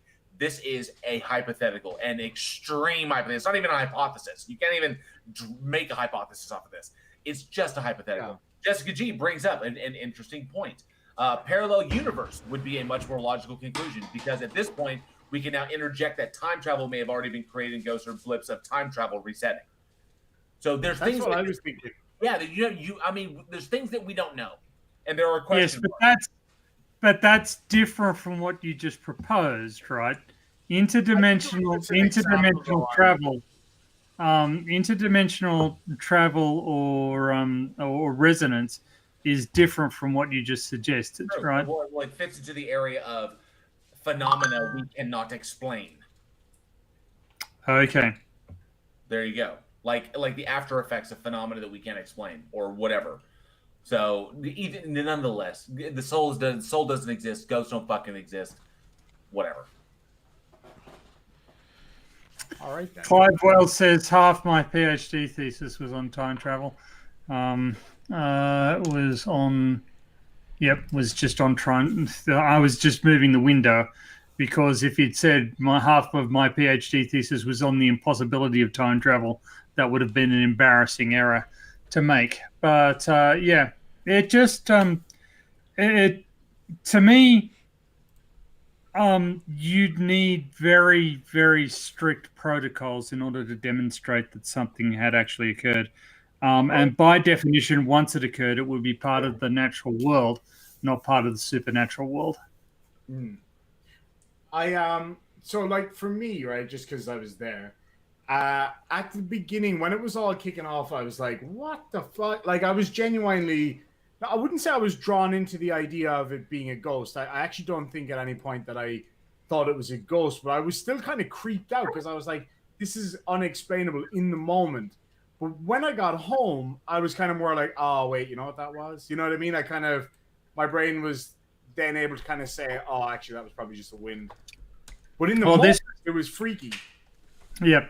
Well, this is the point that JL, I think, nailed in his wide-ranging discussion, was that when you are stressed, when your brain thinks that there might be a threat to your continued existence, it will start trying to connect the dots and it will start working overtime to do it. Yeah. And it will not stop to do some rational analysis. It wants you scared because if you're scared, you're more likely to react appropriately to any threat that emerges. So if you prime yourself to feel threatened by a particular event and something even vaguely within the parameters you've just set occurs, then your brain's going to go, see, that's a threat. Exactly. Get primed up, and you're not going to react. You're not going to react calmly. That's so, how I reacted. That's exactly how I reacted. My brain was going with this, like, yes, we're gonna go get scared for a couple hours, and it's gonna be great fun. But yeah, it was afterwards. My rational part of my brain was like, oh wait, that's actually probably just the wind, right? But it did take some time. It's interesting how the brain does that. The initial response is that fight or flight response, and that's exactly what happened in that scenario. Yeah. For instance, my brain is going, if I ever go to Texas, JL is going to, throw the body parts into some dam. Especially after you call him a flirt. I wouldn't. I'm not going to tell you my disposal method. I want it to be a surprise. You already did. Yeah, twice. I have other disposal methods. Well, he does want to move to Oklahoma, and I hear they have a lot of pigs up there. So all I need is a 10-acre farm and a bathtub full of lye. Come on, man! It's like you don't know me at all. Look, I'm just saying that the amount of lyrical effort you put into describing that dam, it's clearly got a soft spot for you. Oh, you mean the White Rock Lake area? Yep. Yes, that's right. Oh no, I'm just really, really familiar with the area. I just happen to do a lot of research. You just happen to do a lot of body disposal there. I mean, research. Sure. No, that's right. Yeah. Oh man. Hey, does that happen to? Does it happen to? Tumble of rocks just lull you to sleep. Does that happen to feed into the Brazos at all? White Rock, no. White Rock is a man-made lake. Okay. Just a big-ass man-made lake. Because there's also, whenever I lived in the Waco area, there was a lot of, I don't know if it was old wives' tales or just fun stories that people used to tell about body disposal in the Brazos River. But you do remind me of an interesting geological phenomenon that I am going to bring up, called rock glaciers. Have you ever heard of rock glaciers? They're just like ice glaciers, only they're made of rocks. And the rocks flow down the channel and then they flow out. So you can look them up. They're on Wikipedia. There you are. You're welcome. All right. There's some in Nevada. Yes, cool. There's some in Nevada. There's some in Alaska. There's some in Chile. There are some all over the place. Interesting. Yeah, eventually, I like that. What was it? Kristen Ganelius. So bets anyone, how many videos did Flat Derp get material? I think the Four Beardsmen is the only place that Derp will get material for all four of us. Almost. I don't know. I think he may have gotten a little bit off of that. A little bit. There might have been some. There might have been just a tiny bit, just a teensy tiny just bit. A touch. Yeah. Yep. All right. So now that we've talked about ghost stories, I don't know why that aggs me so much. Being say I argue like a flurf, because I do don't. though. Like, no, I don't. I would say I argue with the same energy as a flurf that I can get in that direction. But I just thought it was hilarious that the first thing you talked about after being called a flurf was the second law of thermodynamics. Okay, so I'm going to appeal to Clive. Clive, did you feel that was a flurf-style argument? Uh-oh. Oh, as if he already knows the answer. Of course I know. Because I kind of thought that it was, and this is, Clive is going to be torn here. Of course I know. You're not a fucking flurf. I know you're not one, but Yes, it was very flurfy. Team Skeptic takes D's. That's true. Basic trigonometry describes that as an appeal to authority fallacy. I don't care. Okay, that's some flurf shit right there. Oh man, but turnabout's fair play apparently. If you can do some flurf shit, Tony can do some flurf shit. This is true. This is true. God bless him. And that is true. Clive Wells did answer very quickly. He was not torn at all. No, He didn't have to think about it for a second. It's didn't like he was already typing in his answer before the question was asked. Yep. Most definitely. He's just saying what we were all thinking. Yep. Appeal to fallacy. You fallacious phallus. Yep. Look at JL. He's over there stewing. Look at him. JL, you look pissed, and I can't. He's twisting his mustache, hatching schemes. And whoa, that spells JL was wrong again. Hey, that actually brings up a good segue. Has anybody been watching the new Stand miniseries? No. I haven't either. I wanted to know if it was something I should get invested in. Nobody has, ever. I've never heard of it. I literally just got done last night binging all of Cobra Kai season 3. I'm so glad you did. Yep. I did too. Did you feel the same way that I felt about it? I thought it was fucking amazing all the way through. No. Every episode. No. No. I thought if I would say anything negative about it, there was a little bit of telegraphing. Of course. There was a bit of telegraphing in the plot, like the whole Chosen doing the honk thing to him. I saw that coming a mile away. Yeah. It doesn't matter. I like Spoiler alert, by the way, everybody. Oh, I mean, it's so fucking obvious that's what he's setting up because they played it like twice in the show. Like they took the scene from the film from Karate Kid 2 and played it twice before he did it to him. I was like, come on, they're setting this up. Yep. But I like but it's fun. It's meant to be that way. It's not meant to be like it's meant for it's for families. It's it's whatever. I dig it. I really really like it, and I loved every second. I especially love when Elizabeth Shue shows up.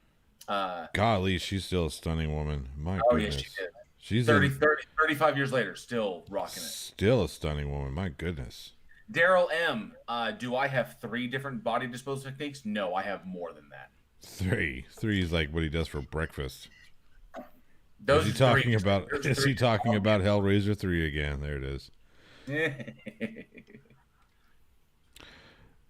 So Jessica G, you're going to stream the Stand? Sweet. Yes, for anybody who wants to, Jessica G is our stream queen. She is badass. Just the other day, she streamed It Chapter 1 and 2 and the entire The Stand miniseries from 1994. Hold on a second. What's The Stand? It's a Stephen King story. Oh, I think I read that book. Which one was that book? That's the one with Captain Tricks. The one with the super flu that kills like 99% of the people on Earth. The walking dude or whatever. Yeah. Yes, there you go. Yeah, I read that. That's a great book. She streamed the entire 1994 miniseries on the Week in Horror Discord. Is it good? Oh, it's fucking amazing. It's not good. Oh, yes, is it as good as the book, though? No, Johnny. Is it as good as the book? It's not good. No, it's well. I mean, there's a lot of stuff that was in the book they left out because if they tried to do it exactly like the book, it would be like a week long. Oh yeah. The unabridged book on audiobook is like 37 hours or something. That's ridiculous. It's 1,400 pages. The unabridged cut. The original Stephen King cut of the novel before he had to go back and cut out 300 pages. He had to cut out an entire novel's worth of pages. So I'm going to repeat unpopular opinion number 2 from my list of popular opinions. Very good. which is that Stephen King should not be allowed to write the final 20% of his novels. I agree. Um, I agree. Although I don't think The Stand was terrible. I think it was one of his better endings. Probably it is. I don't. I thought it was underwhelming, to be honest. Like It the was a whole little thing flat, about yeah. ending up in the Amazon or something. Yeah, it was a bit underwhelming. The ending to Under the Dome was pretty soft. Well, I personally can't get over the ending to It. I haven't read that. Bring it up again. It was a giant. It was a fucking okay. Okay. So let me explain something. Let me explain something to you because Stephen King is one of my favorite authors. My writing style is similar to his in the way. Well, you wouldn't know because you haven't read what I sent you, Tony. So the thing about it is, number one, you have to understand that the kids that the Losers Club didn't kill it. They never killed it. No. What they killed was its manifestation in this reality. Because I'm assuming you've read the entire Dark Tower series. No. Okay, that's where you get these answers because it is directly tied into the Dark Tower. It is directly tied. It makes up appearances all over. The thing that is from what Stephen King calls the macroverse. There were two things there. There was what we call it, and then there was Maturin. Yeah. So where does he get the macroverse? Do what? Where does Stephen King get the macroverse? Where did he get it from? Yep. It's what he calls the space outside of space. Come on, JL. Know your Native American origin stories, sir. Maturin, the turtle, is a direct derivative from I think it was the Incan. It was either the Incan or the Mayan origin stories. Okay, where I'm going doesn't play in. It's cool. I mean, I know. Look, here's the thing. I have random trivia knowledge, and if you don't acknowledge the fact that random trivia exists, you're a flurf. I know that he has a huge fascination with the Mi'kmaq tribe up there, which is out of the main. That's what it is. Yeah.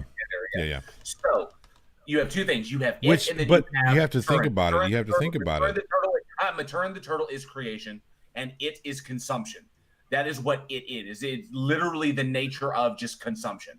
And that's why what it does is it moves through the macroverse just consuming things. And it can manifest itself into different realities. And it looks like different things in those realities. It looks like how humans can perceive it. So the alien spider looking thing, that is not what it looks like. That was the one thing that they were able to perceive it as in that reality. So what they killed was just the manifestation of this creature.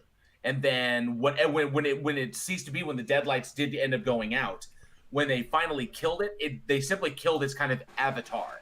But it itself is not dead. It's still in the macro. Well, they did destroy. Hang on a second, really quick. They did destroy part of its.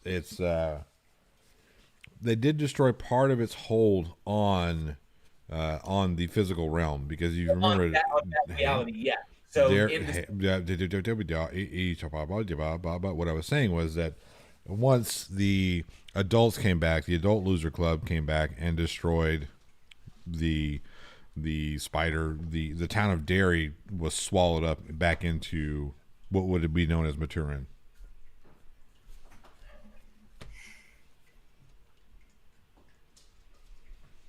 And that's how you kill that.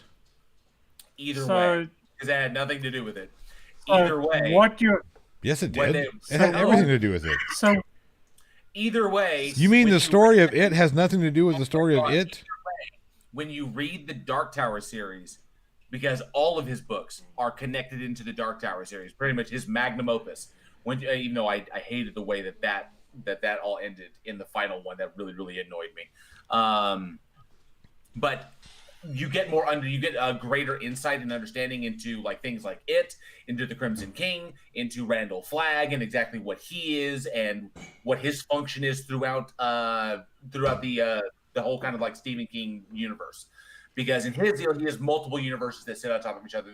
There's the Stephen King universe where Derry and Castle Rock exist. Then there's the universe where Captain Trips released. So the Stand universe is actually different from like the Stephen King universe. Then there's the Dark Tower universe, where Randall is currently chasing the Man in Black, chasing Walter O'Dim, and heading towards the Dark Tower. That's his magnum opus. You have multiple layered universe that kind of exist in the same space, kind of like not a pancake, but they exist in the same space time, just they're separated by a kind of a membrane. And then there's a space in between that called Todash space, and then the way to get through that are called, those portals are called Finnies. And that's pretty much what the monsters from the mist come from Todash space. So, and there you go. That's pretty much the setup of what is it. And of course, okay. So, for all of that explanation, you still haven't explained what Tibetan fucking tongue-biting fighting has to do with the ending event. Put something weird in there. So what? Fuck. This looks interesting. I'm going to write about it and put it in here. Yeah, why not write about it through the other 800 pages of this fucking novel? What you're saying now is that, yes, you read 1,000 pages of novel and it didn't contain the fucking story that was advertised on the front fucking cover. Instead, it was a portion of an episode of this 10,000 word, 10,000 page, crapole epic that I accidentally bought into because I, read Salem's Lot once in a bout of ill judgment. I'm not looking for a lifetime relationship with Stephen fucking King.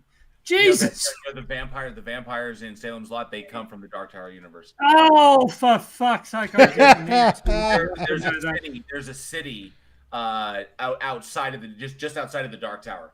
So there's a city that exists there, and that's where those vampires hail from. Unpopular opinion: the Dark Tower series sucks. It ended in a very, very sucky way, and I think said it. Somebody said it wasn't. Jessica G said wasn't Dark Tower super rushed though, and yes, everything after Wizard and Glass was completely rushed. The first 4 books were magnificent. Gunslinger, Drawing of the Three, the Wastelands, and Wizard and Glass were all magnificent. Those 4 books were brilliant.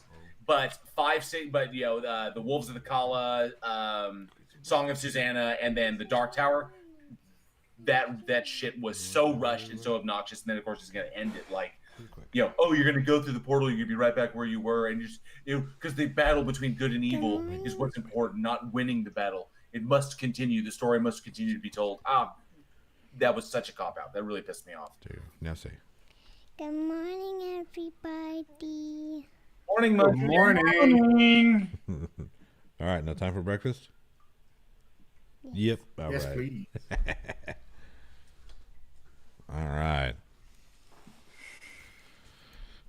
Yeah, I didn't like the Dark Tower. I couldn't get into it. Even the Gunslinger I couldn't get into. And then they're very... His one-off books seem to be a little better. Like I guess Shawshank is not really a one-off. It's a short story. That was a good one.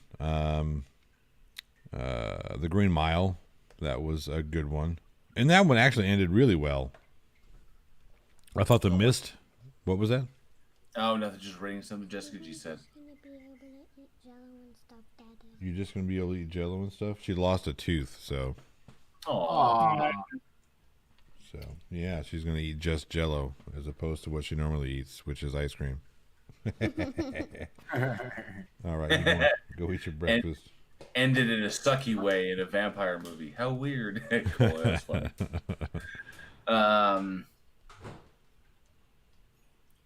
Apparently, basic turn I've woke up Tony now. Oh. You did. Tony was... Because basically the last... What you're telling me is that not just the last 20% of it sucks, but basically there's another 10,000 pages of suckiness in addition to the last 20% of it. No. Oh my God! Wow. No, I'm saying that there's more explanation. There's more insight into what these creatures are and what in his magnum opus. The Dark Tower series is what ties everything together. Everything is tied into that. Just like Dolores Claiborne is tied into Gerald's game, which is and Dolores Claiborne is also tied into Shawshank Redemption.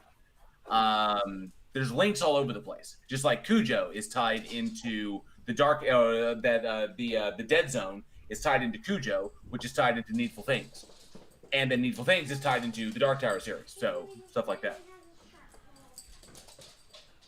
I think what Tony's saying is he doesn't give a shit that they're all tied together. He still thinks they're shit. Have I summed up? Yes, basically, if you're saying that this all justifies the last 20% of it, well, I really hate the last 20% of it. So what you're saying is that everything else that Stephen King wrote pretty much is crap, because that last 20% was crap. And if you're saying that, oh, well, it isn't crap, you just need to read all this other stuff. Actually, I didn't buy the other stuff, and I didn't buy the other stuff because I was so unimpressed by the last 20% of it. So it's kind of a circular argument both ways, right? You could have convinced me to buy the other stuff, except that the last 20% of it was so crap that I never bought another Stephen King book. So, I thought the Kennedy, the 11/22/63, that was a good one. That was a good one. Storm of the Century was also quite good. Mm-hmm. Yeah, but I thought the ending. I thought the ending of the Kennedy one was really good too. You did get a little weird. A little weird. Well, I mean, so I don't. You haven't read it, but the part where the main character goes back to the future after getting after stopping the assassination of Kennedy, and the future is this dystopian, desolate reality. That got a little weird, but I understand what he was trying to say is don't fuck with the past because everything happens for a reason. Bullshit. So that part got a little bit. Overall, I think the ending was actually pretty good. Thank you, Daryl. Thank you, Daryl M. I appreciate that sentiment. And yes, Sir Little Wolf, Storm of the Century was awesome. And something else cool about Storm of the Century is that Andre Lenoge was actually Randall Flagg. Yeah. And Storm of the Century, that was written specifically for. There was no book of that. That was made to be a ABC miniseries, right? Yep. He wrote it as a teleplay. Right. So. Okay, so yeah, this is a very, very quick, very good question. Basic Trigonometry said that if I had known that this was going to turn into a roast of jail, I would have made more coffee. Which Beardsmen are we kicking the shit out of next week? And then Jessica G says, yeah, when is Johnny O going to catch his beat down? So far, Irish Demon, although completely justified, has been ripped almost weekly. JL has been absolutely anally obliterated this episode. So when does Johnny get his? Whenever Johnny starts acting like a flurf, I guess. So you're saying that Irish act like a flurf? Yeah, what the fuck, dude? There's only one flurf here. That's right. And I'm not saying anything else. Get bent, you Drongo Wombat. Okay, I have to say something about that. JL has been waiting for months to use that insult. I have no doubt. Months. So, yeah, well, the Irish Demon may not have acted like a flirf, but he has acted like a Trump supporter. And, Ooh. Yeah. That is a bit flirty. No, you're just using the typical lefty thing. Anybody who doesn't agree with me is a right-wing Trump supporter. There we are. Go dye your hair blue. Are you denying it? You're saying it isn't true now. I'm saying that's not true at all. That's what have I ever said that makes me anyway like a Trump supporter? You mean being devil's advocate? That the Hunter Biden story should have been broadcast across every news channel on the face of the planet, and the fact that it wasn't. That's not what I said. That's not what I said. What I said was I disagreed with the suppression of it. And I refuse to get back into this because you, sir, are not going to drag me into another fucking argument. I feel like you have that evidence loaded again and you just want to fucking go on a rampage. Absolutely. Thank you, guy with bearded lizard. JL is more conscious. That's incorrect. To cinema than the other beardsmen. That's incorrect. I just think JL is more spiritual. That's what it is. That's Right? incorrect. Wow, you're just trying, aren't you? Now he's calling your atheism into question. Yes, he is. I've been calling that into question. Right? You've said a lot of things that actually would suggest to me that you're not actually an atheist, that you're more of a milquetoast agnostic. But I won't get into that now. Milk toast. Milk toast agnostic. Hold the fuck on, you bogan. Okay. You guys, Okay, so you guys, what exactly have I said? I want to hear this. I want to hear this. This is good. Okay, so Ghosts exist. I never said ghosts exist. We heard you all say. All of us heard you say I it. think you did, Nora. Yeah. We all heard you basically. You did the flirt thing and you just said it in a roundabout Exactly. way. Okay, I'm sorry. hang I on. love Roundabout the bits, but way. it's true. You said you've heard me say. You've heard me say. Or you've heard me say many things, other than whatever it was. What All have I right, that's probably wrong. Not many things. But there's been a few things where I've been like, maybe jail does believe in an afterlife. Like for example, arguing that there could be ghosts. This is the one conversation. What have I said beforehand? You tell me what I've said beforehand. what I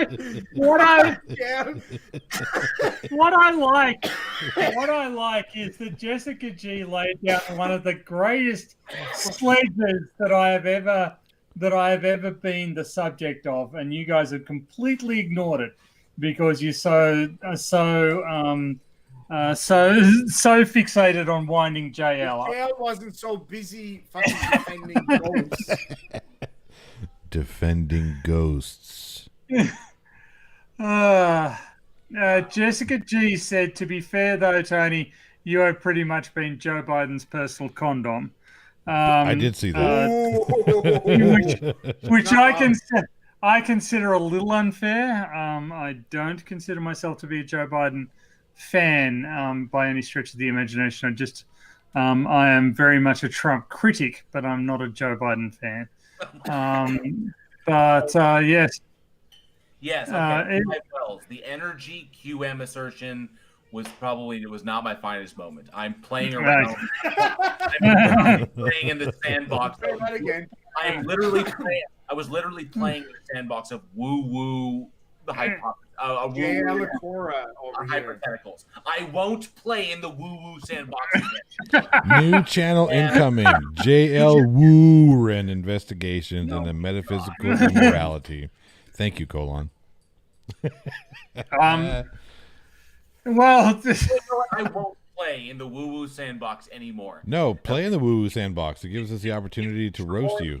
Trainy, it's full of cat shit. It shows your true colors. This shows your true colors, JL. You can't have a goddamn mental exercise for a moment.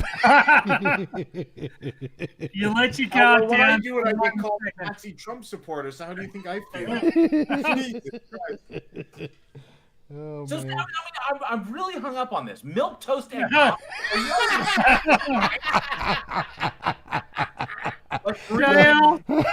JL, he said the most provocative thing he possibly could.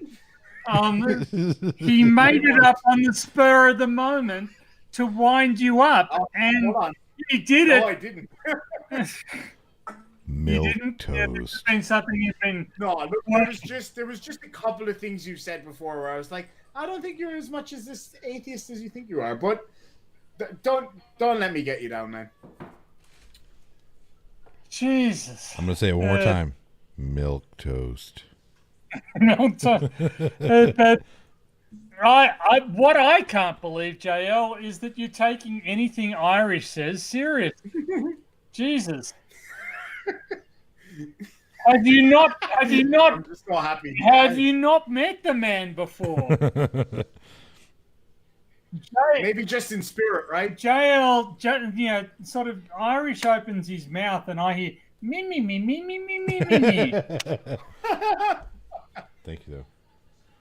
You got rid of JL. JL says, "I'm out. I have to smoke a cigarette." JL's like, "Fuck this. I'm smoking a cigarette. Guys. I'm going back to my milk toast, not so atheist sandbox." I don't know if JL has headphones on, but I'm just going to run with this. When he comes back, just ask him if he had to nip out for a quick prayer. I think he'll fucking flip his lead if I do that. Well, Get some Gregorian chant going on in the background. Oh, excuse me. Oh, poor JL. Clive Wells says JL has gone off to church. Oh man. Kristen Gunnalis says make America boring again. Hashtag Joe Biden. Yeah, you know, we could use a little boring in this country.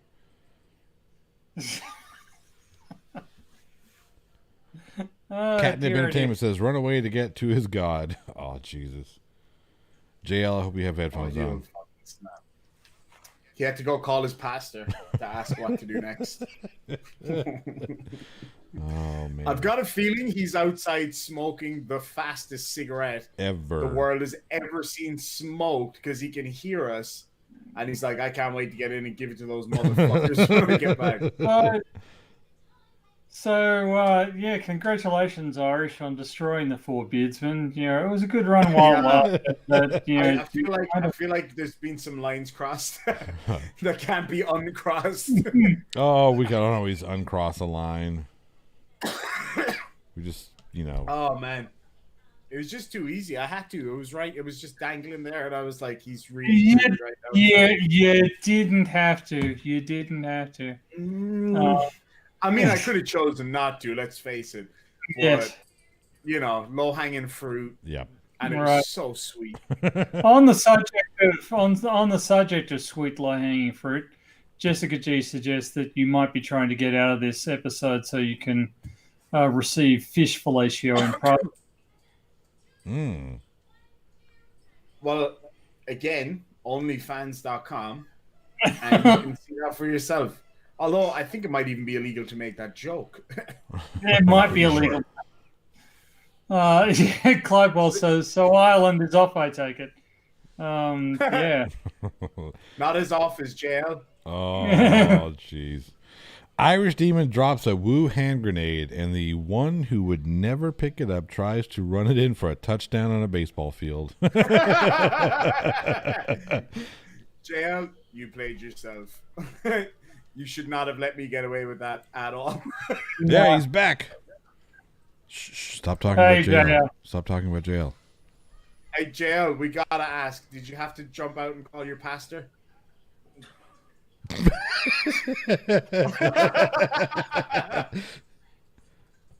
Come on, JL. Get in on it. Get in on it. Start throwing some haymakers back.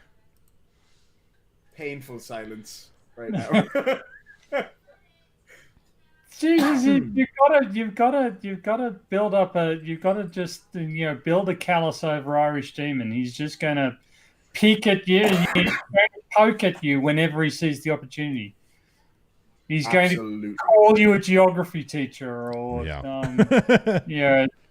What's wrong with that? That's talking truth. Yeah. Right. Pretty much. Yep. Exactly accurate. And the thing is that if you react to it in any sense, he'll just continue doing it. Like he's just Well, here's the thing, right? You say that, but I have gotten so many rises out of you now that you should be 20 foot tall. How have you gotten rises out of me? Tony. By talking like a Trump supporter and then you deny Oh, that you talk like a Trump supporter. how do I talk like a Trump supporter? I'm questioning No, things. Irish, you have, you've given that man quite a bit of leeway, saying, "Oh well, you people." Hold on a are- second. So just because I don't go, oh, Trump is literally Hitler, that doesn't make me a Trump supporter. The That only makes me somebody who argues. the only difference between him and Hitler was the fucking stash. Well, there is that I 6 disagree. million. I think There is that Word, 6 you million are- dead people thing who will kind of just overlook.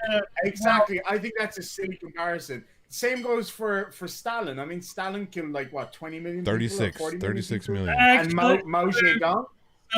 So let's get this get this correct. Hitler's tally was more like 20 million. Yeah, because of the war. Stalin's Yeah. Stalin's was 36 and Mao's was 50 plus. Yes,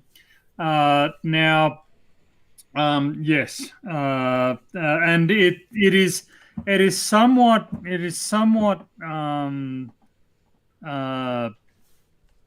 pointless to do a comparison between Trump and Hitler.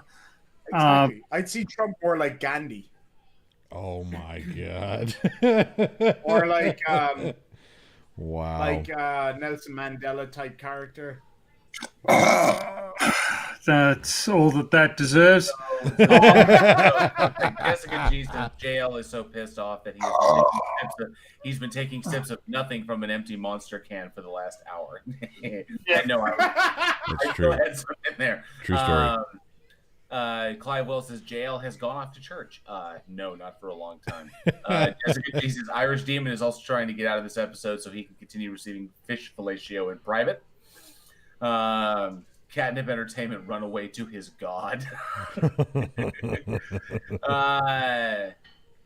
Guy with beardless. His room looks like it has enough speakers for him to hear from far, but he doesn't have a microphone on for us to hear. Clive Wells says, so Ireland is off, I take it. Colin says, Irish Demon drops a woo hand grenade, and the one who would never pick it up tries to run it in for a touchdown on a baseball field. That is I a did too, though, like that. yeah. Genghis Khan was surprised. Genghis Khan is only as little as 40 million. Actually, I think he was. Wasn't it like a third of the planet? It was something It's like astonishing. 20% of, I guess, a known population. It was enough to remove. I can't remember. I remember reading that number somewhere. So many metric tons of carbon from the.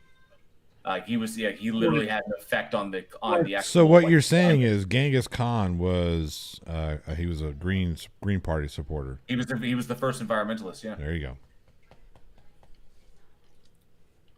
Irish is the only guy in this room who has ever driven a clown car and looked like he was supposed to be in it. Fiat 500. I'm just saying. Thank you, Colin. That was great. Of course, Jessica G said jail is going down quicker than PhD Tony at a Professor Phil Bell fan. Jesus. Oh, shit. That's some brutal shit right there. Irish, Colin said that you are the only guy in this room who has ever driven a clown car and looked like he was supposed to be in it. Fiat 500, just saying. True story. I did have a Fiat 500, and it was one of my favorite cars of all time. It was a lot of fun. I'd probably get mocked for my current car. Fuck you. I'd probably get mocked for my current car. Like, my current car is a Peugeot 307 Turbo GTI, but it's like full stage 3 turbo now, I think. It would pretty much shit all over most people's cars, so fucking bring it on. If you want to mock my car, race me. That's all I'll say. Good luck. Okay, Kyle. There you go. Fuck you. I'm just, hey, I back it up. That's the difference. I will race any man. On foot? Or whatever. I'll fucking race anybody. Bring it on.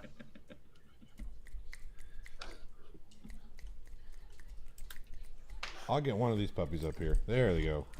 Come on. Come on. There he is. Oh, hi. Say hi to everybody. Oh, thank you. Thank you for sneezing JL, over me. What? Do you feel like by finding ghosts, you might now find God? I'm just saying, you're halfway there. You may as well just go the whole hog now. Set up your JL Truth channel again. He's contemplating. He's writing. He's I writing touched a names. nerve? He's writing names in red lipstick right now. Okay. I Billy feel like I Madison might have touched a nerve. or Billy Elliot or Oh, it's a So- puppy kisses. Maybe. it's an Adam Sandler reference. Is what Yes, it is. it is. Yep. Billy Madison. Billy Madison. That's right. Oh, the puppy kisses. Man, I'm glad I apologized to that guy. Oh, puppy kisses. So yeah, it's a delicate business, but I feel, Irish, that in the process of winding me up, you said deliberately provocative things that made you sound like a Trump apologist. Such as? I don't care to itemize them. Well, then, pictures there didn't happen, man.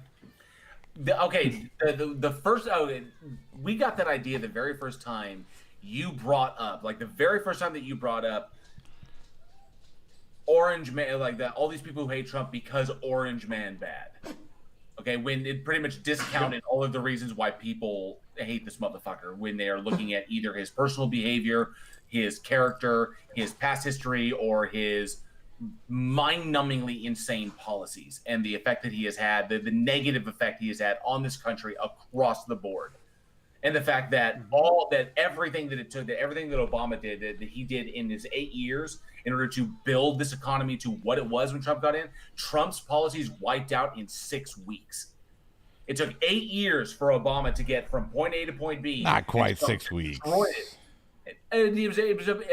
all the gains that we got from Obama's policies, Trump wiped out in 6 weeks. After the aftermath of his initial tax cut, they got everybody a check and gave all the corporations checks like that. It's like, wow, everybody got this kind of windfall, and then the aftermath of that came in, which is basically the money's got to come from somewhere. You took the money out of one place, you put it in another place, you put it in the hands of the people. Well, that money has to come from somewhere, and that resulted in an additional $1 trillion in deficit into our deficit. So yeah, he wiped that out like in a heartbeat. It's ridiculous. So yeah, I mean, it wasn't just Orange Man bad. We had many, many, many legitimate reasons to crucify this guy for what he was doing. Well, in fairness, hang on a second. In fairness, hang on a second. Let me defend myself. Hang on a second, damn Let it. me defend myself. I will let you defend No, yourself. I'm going to keep I will let you Oh, defend thanks. yourself. I will let you defend yourself. All I'm going to say is, in all fairness, that was spoken not as a generalized statement. It was spoken about something very specific that Trump said or did or didn't say or do. It was something. It was like an off point that people picked up on and ran with because Orange Man bad. Really? You fucking interrupted me for that? Actually, I believe I was speaking first, jackass. And Jim's mind I believe I was speaking first, and then you were like, no. No. Full Tony mode. he has No, a tendency. I just want to say, No, for he fuck's does sake, that. you both missed the point completely. Oh, did we now? Me saying we now? anything about Trump, for the most part, is me basically like doing what Tony does, which is saying that you argue like a flirt. No, we all understand that point. You both got sucked in and you both fucking went with it. I don't give a fuck about Donald Trump. I don't care. Doesn't make any difference to my life. But that doesn't change. That doesn't change that what you said. The fact that you aren't a Trump supporter doesn't change the fact that you said stuff that a Trump supporter would say. Such as there is clear and consistent media bias. There is. There is not. There are editorial standards that govern whether or not a story is worthy of being published in news. That is not a bias. That is a property of the system. Yeah, that's your opinion. I disagree. Hang on a sec. Jim's mind says, wish you Americans the best in the next month. We do appreciate that. From an outside point of view, what is going on right now is very scary for democracy. Really hope there's not violence because of Trump's BS and Biden gets in. Biden is going to be inaugurated on the 20th. What's going to go down, regardless of what the Republicans or the GOP does, Biden is going to be inaugurated. What's going down on the 6th is literally just a formality. It's ceremonial. It's legitimately just ceremonial. Once the Electoral College was confirmed, counting the votes is just kind of like, hey, here we go. That's done on the 6th. Nothing they do. They're basically just stamping their foot and trying to curry favor with Trump's base. That's all they're doing now. Trump is out. Biden will be inaugurated on the 20th. So Biden is our next president. That's a foregone conclusion. Jail Warrior, then Colin says, is it possible for Texas to secede from the Union and be renamed Trumpton? That would be horrible, but no. Texas lost its ability to secede from the Union in 1897. When we petitioned at the end of the Civil War. That was one of the conditions for us coming back into the States. We gave up that right a long, long time ago. Texas will never be a republic on its own again. It would legitimately have to go to war. Like the governor of Texas would have to declare war against the federal government. I want to return to a central point. When you make a statement that there is bias in media, bias refers to a systematic inaccuracy from observable reality.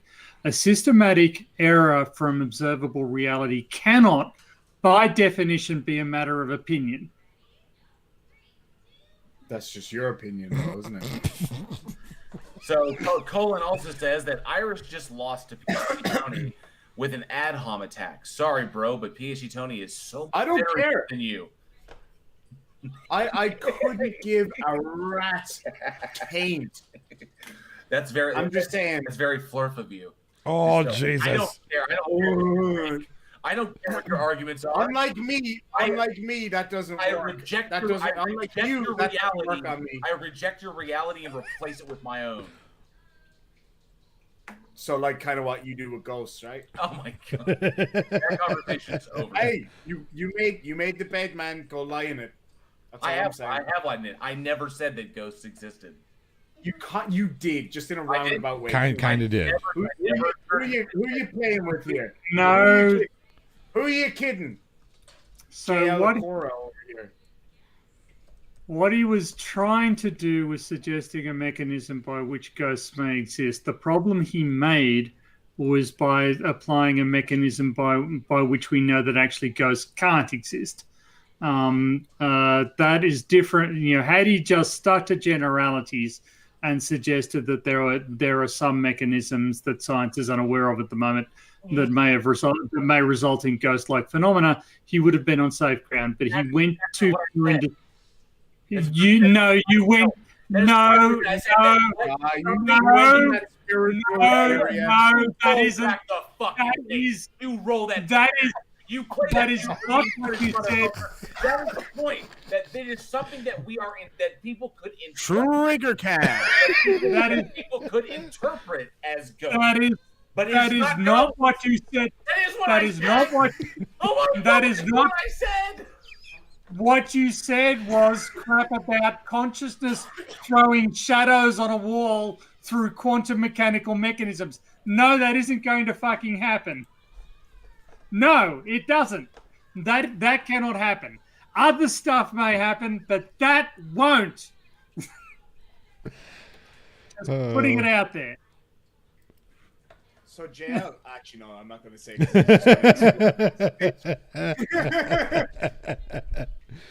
Oh man, this is why I like doing this show. I said that what people are interpreting as ghosts may be something else entirely. The interpretation is wrong. It is not ghosts. They are interpreting it as ghosts because of things. So why are you saying it's ghosts then if it's wrong? Why are you saying it's definitely ghosts? I'm shut the fuck up. It's so much fun, man. This just reminds me of being back in high school, just winding up people like fucking crazy, man. Oh shit. Someone's gonna get killed in Ireland, man. I'm just telling you right now. Someone's gonna die. I'm gonna pitch you off the fucking Blarney Stone. I swear. Oh man, fuck you. that's what makes these shows good, though. Easy though, like, I mean, fucking hell. All right, so now we know Tony's a Trump supporter and JL believes in God and ghosts. Like, who'd have thought it at the end of this show that would be what would happen? See what I mean? It's that easy. Basic Trigonometry says I'm reporting this stream for bullying. Well, that's fair enough. I didn't realize that the ghost discussion was going to No, that's not how I was going to finish that sentence. That's why I generally try and finish my own sentences. Ooh. Just like high school, I'm telling you, man. Because and it hadn't occurred to me that Irish, of all people, considered himself qualified to finish my sentences for me.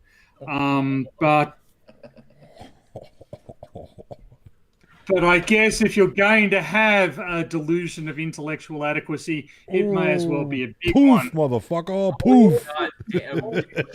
We may as well just do the next one. We just may as well meet up and just fucking fight.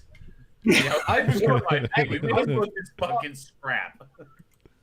I think that's what we should do. All of us against Tony. That's just the only way this can be fair, right? Because, like, you know, you're throwing bombs here. You're fucking dropping shit grenades, man. Colon, jail with a German suplex of Irish Demon on the Blarney Stone shouting, "Kiss it, motherfucker." Kiss my ghost, bitch. Oh, man. All right. Holy crap. It's like 4 o'clock in the morning for PhD Tony. No, it's nearly 3. I'm sorry, 3 o'clock in the morning. I've got a premiere in 15 minutes as well, just so everybody knows. Gives a fuck about I wish I had known JL had this belief system, because I would have been able to bring him in on that video first, to get him to give his view on his belief in ghosts. But it is what it is. Maybe we should continue going for another hour, because fuck knows nobody's going to turn out to Irish's boring ass content. We'll see. We'll fucking see. At least now everybody knows that JL believes in ghosts. And Tony believes that the future of our world his name is Donald Trump. That's all I'm saying. You heard it here first. That's a great thing about our audience, about the people in this chat. They know you're full of shit. Do you mean full of shit like as in I'm full of shit, or full of shit as in they know I'm fucking with you? Like, generally, you're so full of shit, your fucking eyes are brown. What have I ever done to you people? What do you mean, you people? I'm gonna shit in your. What have I ever wound up you? I'm gonna shit in your fucking mouth. I swear to God. Hey, it's not my fault that you believe in ghosts and you want to take it out on me. You try to take the intellectual angle of, oh, maybe it's this imaginary. What are they made out of, jail? Imagination? Come on, man. Colin says, another video by Irish Demon. How unusual. How many is that today? This is the second one today, actually. But you see, look, if I had the time to, like, put out clickbait bullshit about it's ghost hunting, check me out. I could. You're just salty because you wish you were the one out ghost hunting looking for your imaginary friends.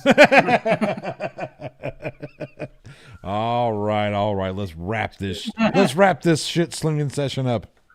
Why? Why wrap it up? We have a nice clip on here. I should be going to bed. That's why. Yes. That's an I'm excuse. going to preface this fucking video that no, I do not believe in ghosts. No, a god claim. No, I am a 6 point. I'm literally it's like a 6.9 in the Dawkins scale. I'm would literally be a almost at the point 6.9. where I will say Ruined God by does a period. Yeah, we're not talking about God jail. We're talking about your belief in ghosts. It's a different thing. All right. Okay, Let's do I this. get it. They're not spirits. Fine, they're made out of some imaginary woo-woo energy that you just came up with all by yourself. But that doesn't now mean that ghosts exist, Jel, just because you gave it a different name. Why do I feel like I'm never going to get out of Texas? I'm just You're never going to get out of Ireland, mate. If you think you're going to get within 100 yards of JL, and that's going to be it.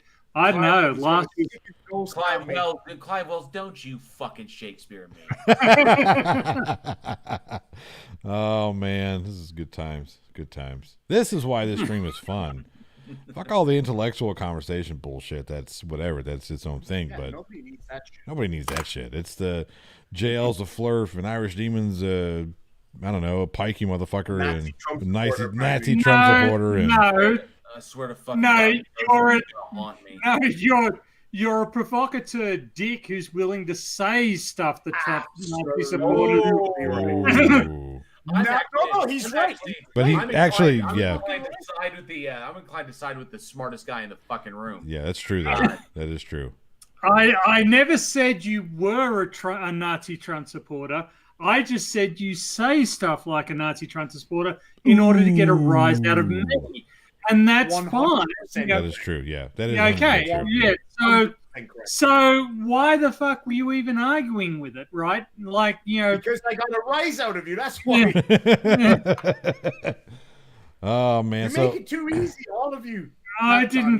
Johnny O. I didn't. So basically, now you're just saying you're a bully. well, yeah.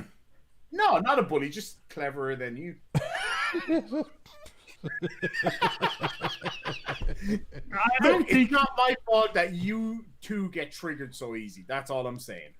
You go full on. Ooh, Clive Wells says triggered Irish is a Trump every po. single time. What's that? Clive Wells says Irish is a Trump po. Oh, Yeah, that's not. that's a good I'm not- one. But I didn't even say that much about Trump. That's the thing. You two are just too sensitive. That's all. Christian Gunn Elliott says Irish is so liberal he doesn't even agree with his own opinion. That's a good point. That's a good Look, one. it's not my fault that the media are telling us what we should and shouldn't believe, Oh, and then for giving you shit if you fuck's don't believe it. sake. All right, who's got what coming up? I know we got people. Irish, you've got a premiere coming up here in about 10 minutes. Yeah, and then probably another one in the morning. And everybody should miss both of them. active channel blocking. That's hardcore. Oh yeah, just like real life censorship. Thank you, Tony. Just call him CNN Tony now. Oh, jeez. Oh, man. It's too easy. It's too easy. Well, but then by that logic, you're Fox News Irish. Ooh. Fox News, yeah, damn right. The only true news in America. So you're basically Irish Chris Tucker Oh, Exactly. come on. Chris Fucker. or Tucker Carlson. You're Irish Tucker Carlson. Yeah. Yeah, that's what I meant. Tucker Carlson. Yeah, damn right. I actually think he's more. Bill O'Reilly. Bill O'Reilly. No, Big OAN. show me a fucking Coke, motherfucker. I think Irish is more OAN. I don't think he has the innate respectability of Fox. Oh, I Or think you're the more like a Daily Stormer. or the vestigial professional competence. So, so I'm going to change the description of this stream from the Four Beardsmen discuss stuff to the Four Beardsmen shit on each other. Well, It's it's a more like veritable more like A veritable more like- German Scheisse film. if- I shit if you not.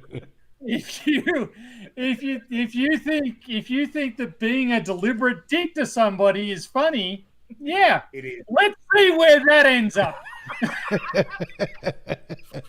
It is funny So though. now we have devolved into a legitimate critique of each other's channels. So again, the best part about I'm disingenuous. He's a fucking Poe instigator. PC Tony is just boring, and we haven't done plot hole yet. I mean, Well, that's what I was going to say. Is that it's not four beardsmen cheating on one another. It's three beardsmen cheating on one another, while JL laughs in the background and then Johnny O. chimes in. Sorry, Johnny O. That is Johnny O. Sorry, it's 3:00 in the morning. Did I mention that? So that changes facts now, does it, Tony? It changes my ability to speak.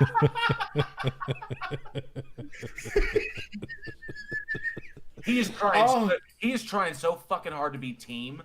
I swear to God, I don't know where. Oh, Jesus Christ! It's like he watches his. He's like, oh, that's really really good. I'm going to use that. Oh, these team streams are amazing. I got to take that joke, take that joke, take that joke. Irish fucking Mencia.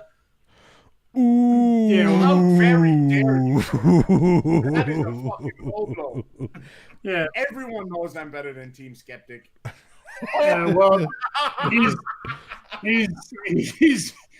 mistake is that he's taken Team Skeptic's game playing competence and applied it to humor. Oh, Jesus! Oh, no, Poof, that is motherfucker! Poof! I prefer to be called a Nazi.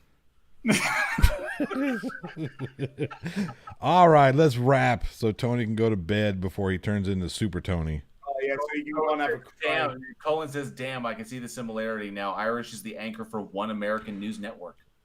Yep, OAN. I'm telling you, Irish. Yep. I don't even know what that is. I swear to God, It's I don't know what that is. do you know who Tommy Lauren is? I sure don't. Ooh. So OAN I don't makes follow the same kind of crazy right-wing people that Tony follows. so Tommy Lauren is one of the most vitriolic right-wing Donald Trump dick holder. I mean, she is the epitome of what the worst of the worst is. Even, I mean, not just because she's right-wing, because she's nasty about it.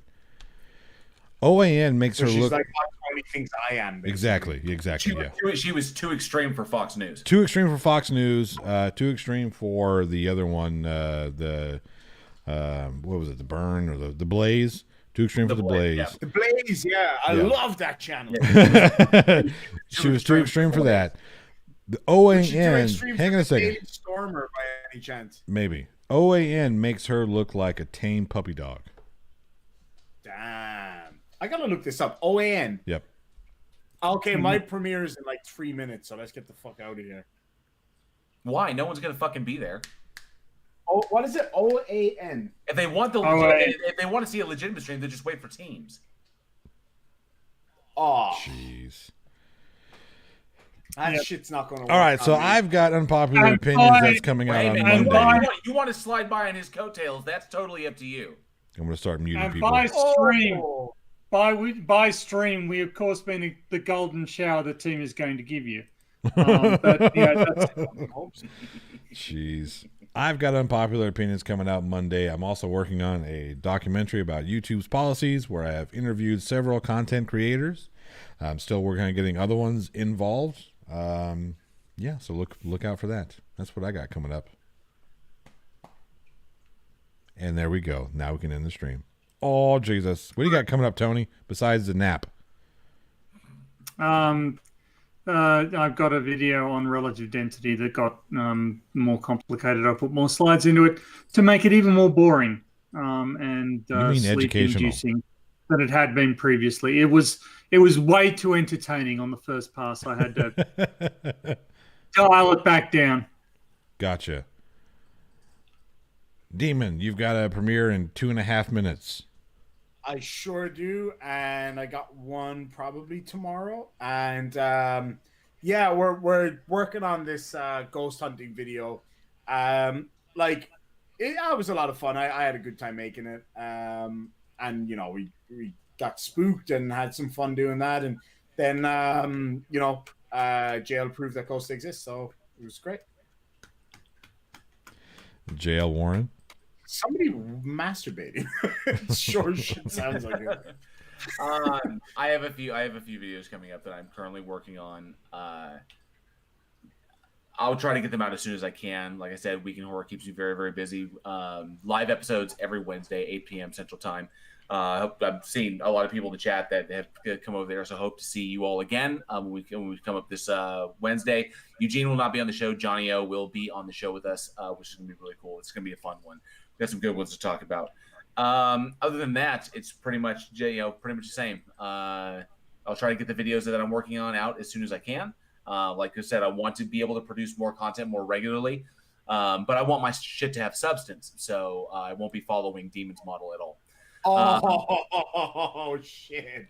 So yeah, look for new stuff from me. I'll try to get out as soon as I can. It'll be more, it'll be more, just atheist stuff or tackling theist claims and various things like that. So hopefully y'all enjoy it. So. All right. I was just going to point out a really gratuitous insult there, but don't worry. Let's leave it. I do hope everybody enjoyed the answering of the theist questions. The dude who the whitest name ever. Yeah, Braxton Hunter. That is the whitest name possible. But I do hope people enjoyed that video. I didn't really super focus on the humor there. So I wanted to be legitimate. Plus, he made this. I cut it out. People didn't see it, but he was making this huge fucking deal about can the atheist be like sincere, be truly sincere with your answers. I'm like, you know what, asshole? Trying to set it up like that, like atheists are not sincere. He keeps doing that over and over again. But yeah, I hope people enjoy that video. So I'll be doing more stuff like that, just trying to find stuff like that. Sweet. So, and plus, Irish Demon did give me the idea for doing a top 10, and I currently have that written, so I just need to film it. So awesome. Okay. I'm really glad that you did that, actually, because I think that's, all jokes aside, I think that's where you shine, and I look forward to seeing more of that. Well, I appreciate that, Irish. I really do. My pleasure. All right, let's get out of here. Everybody say goodbye. Goodbye. Bye. Goodbye. Everybody have a good morning. We will see you on the Beardsmen next Sunday. Whose channel are we on? Irish. We'll be on Demon's channel. Mine, I think. Yeah. Yep. Okay, we'll be on Irish's channel next Sunday, so we will see you guys there. I'm heading towards 3,000 subs, so we'll probably just do a 3,000 sub party at the same time, maybe. Sure. Okay, sure. Maybe just make it into that if it's gonna be on my channel. We can do that if you guys want to. Oh, Okay. Clive would like to absolutely. say. Clive Wells like to say, "Don't worry, JL. Don't worry about not concentrating on the humor. Irish takes the same approach." And with that, we are out.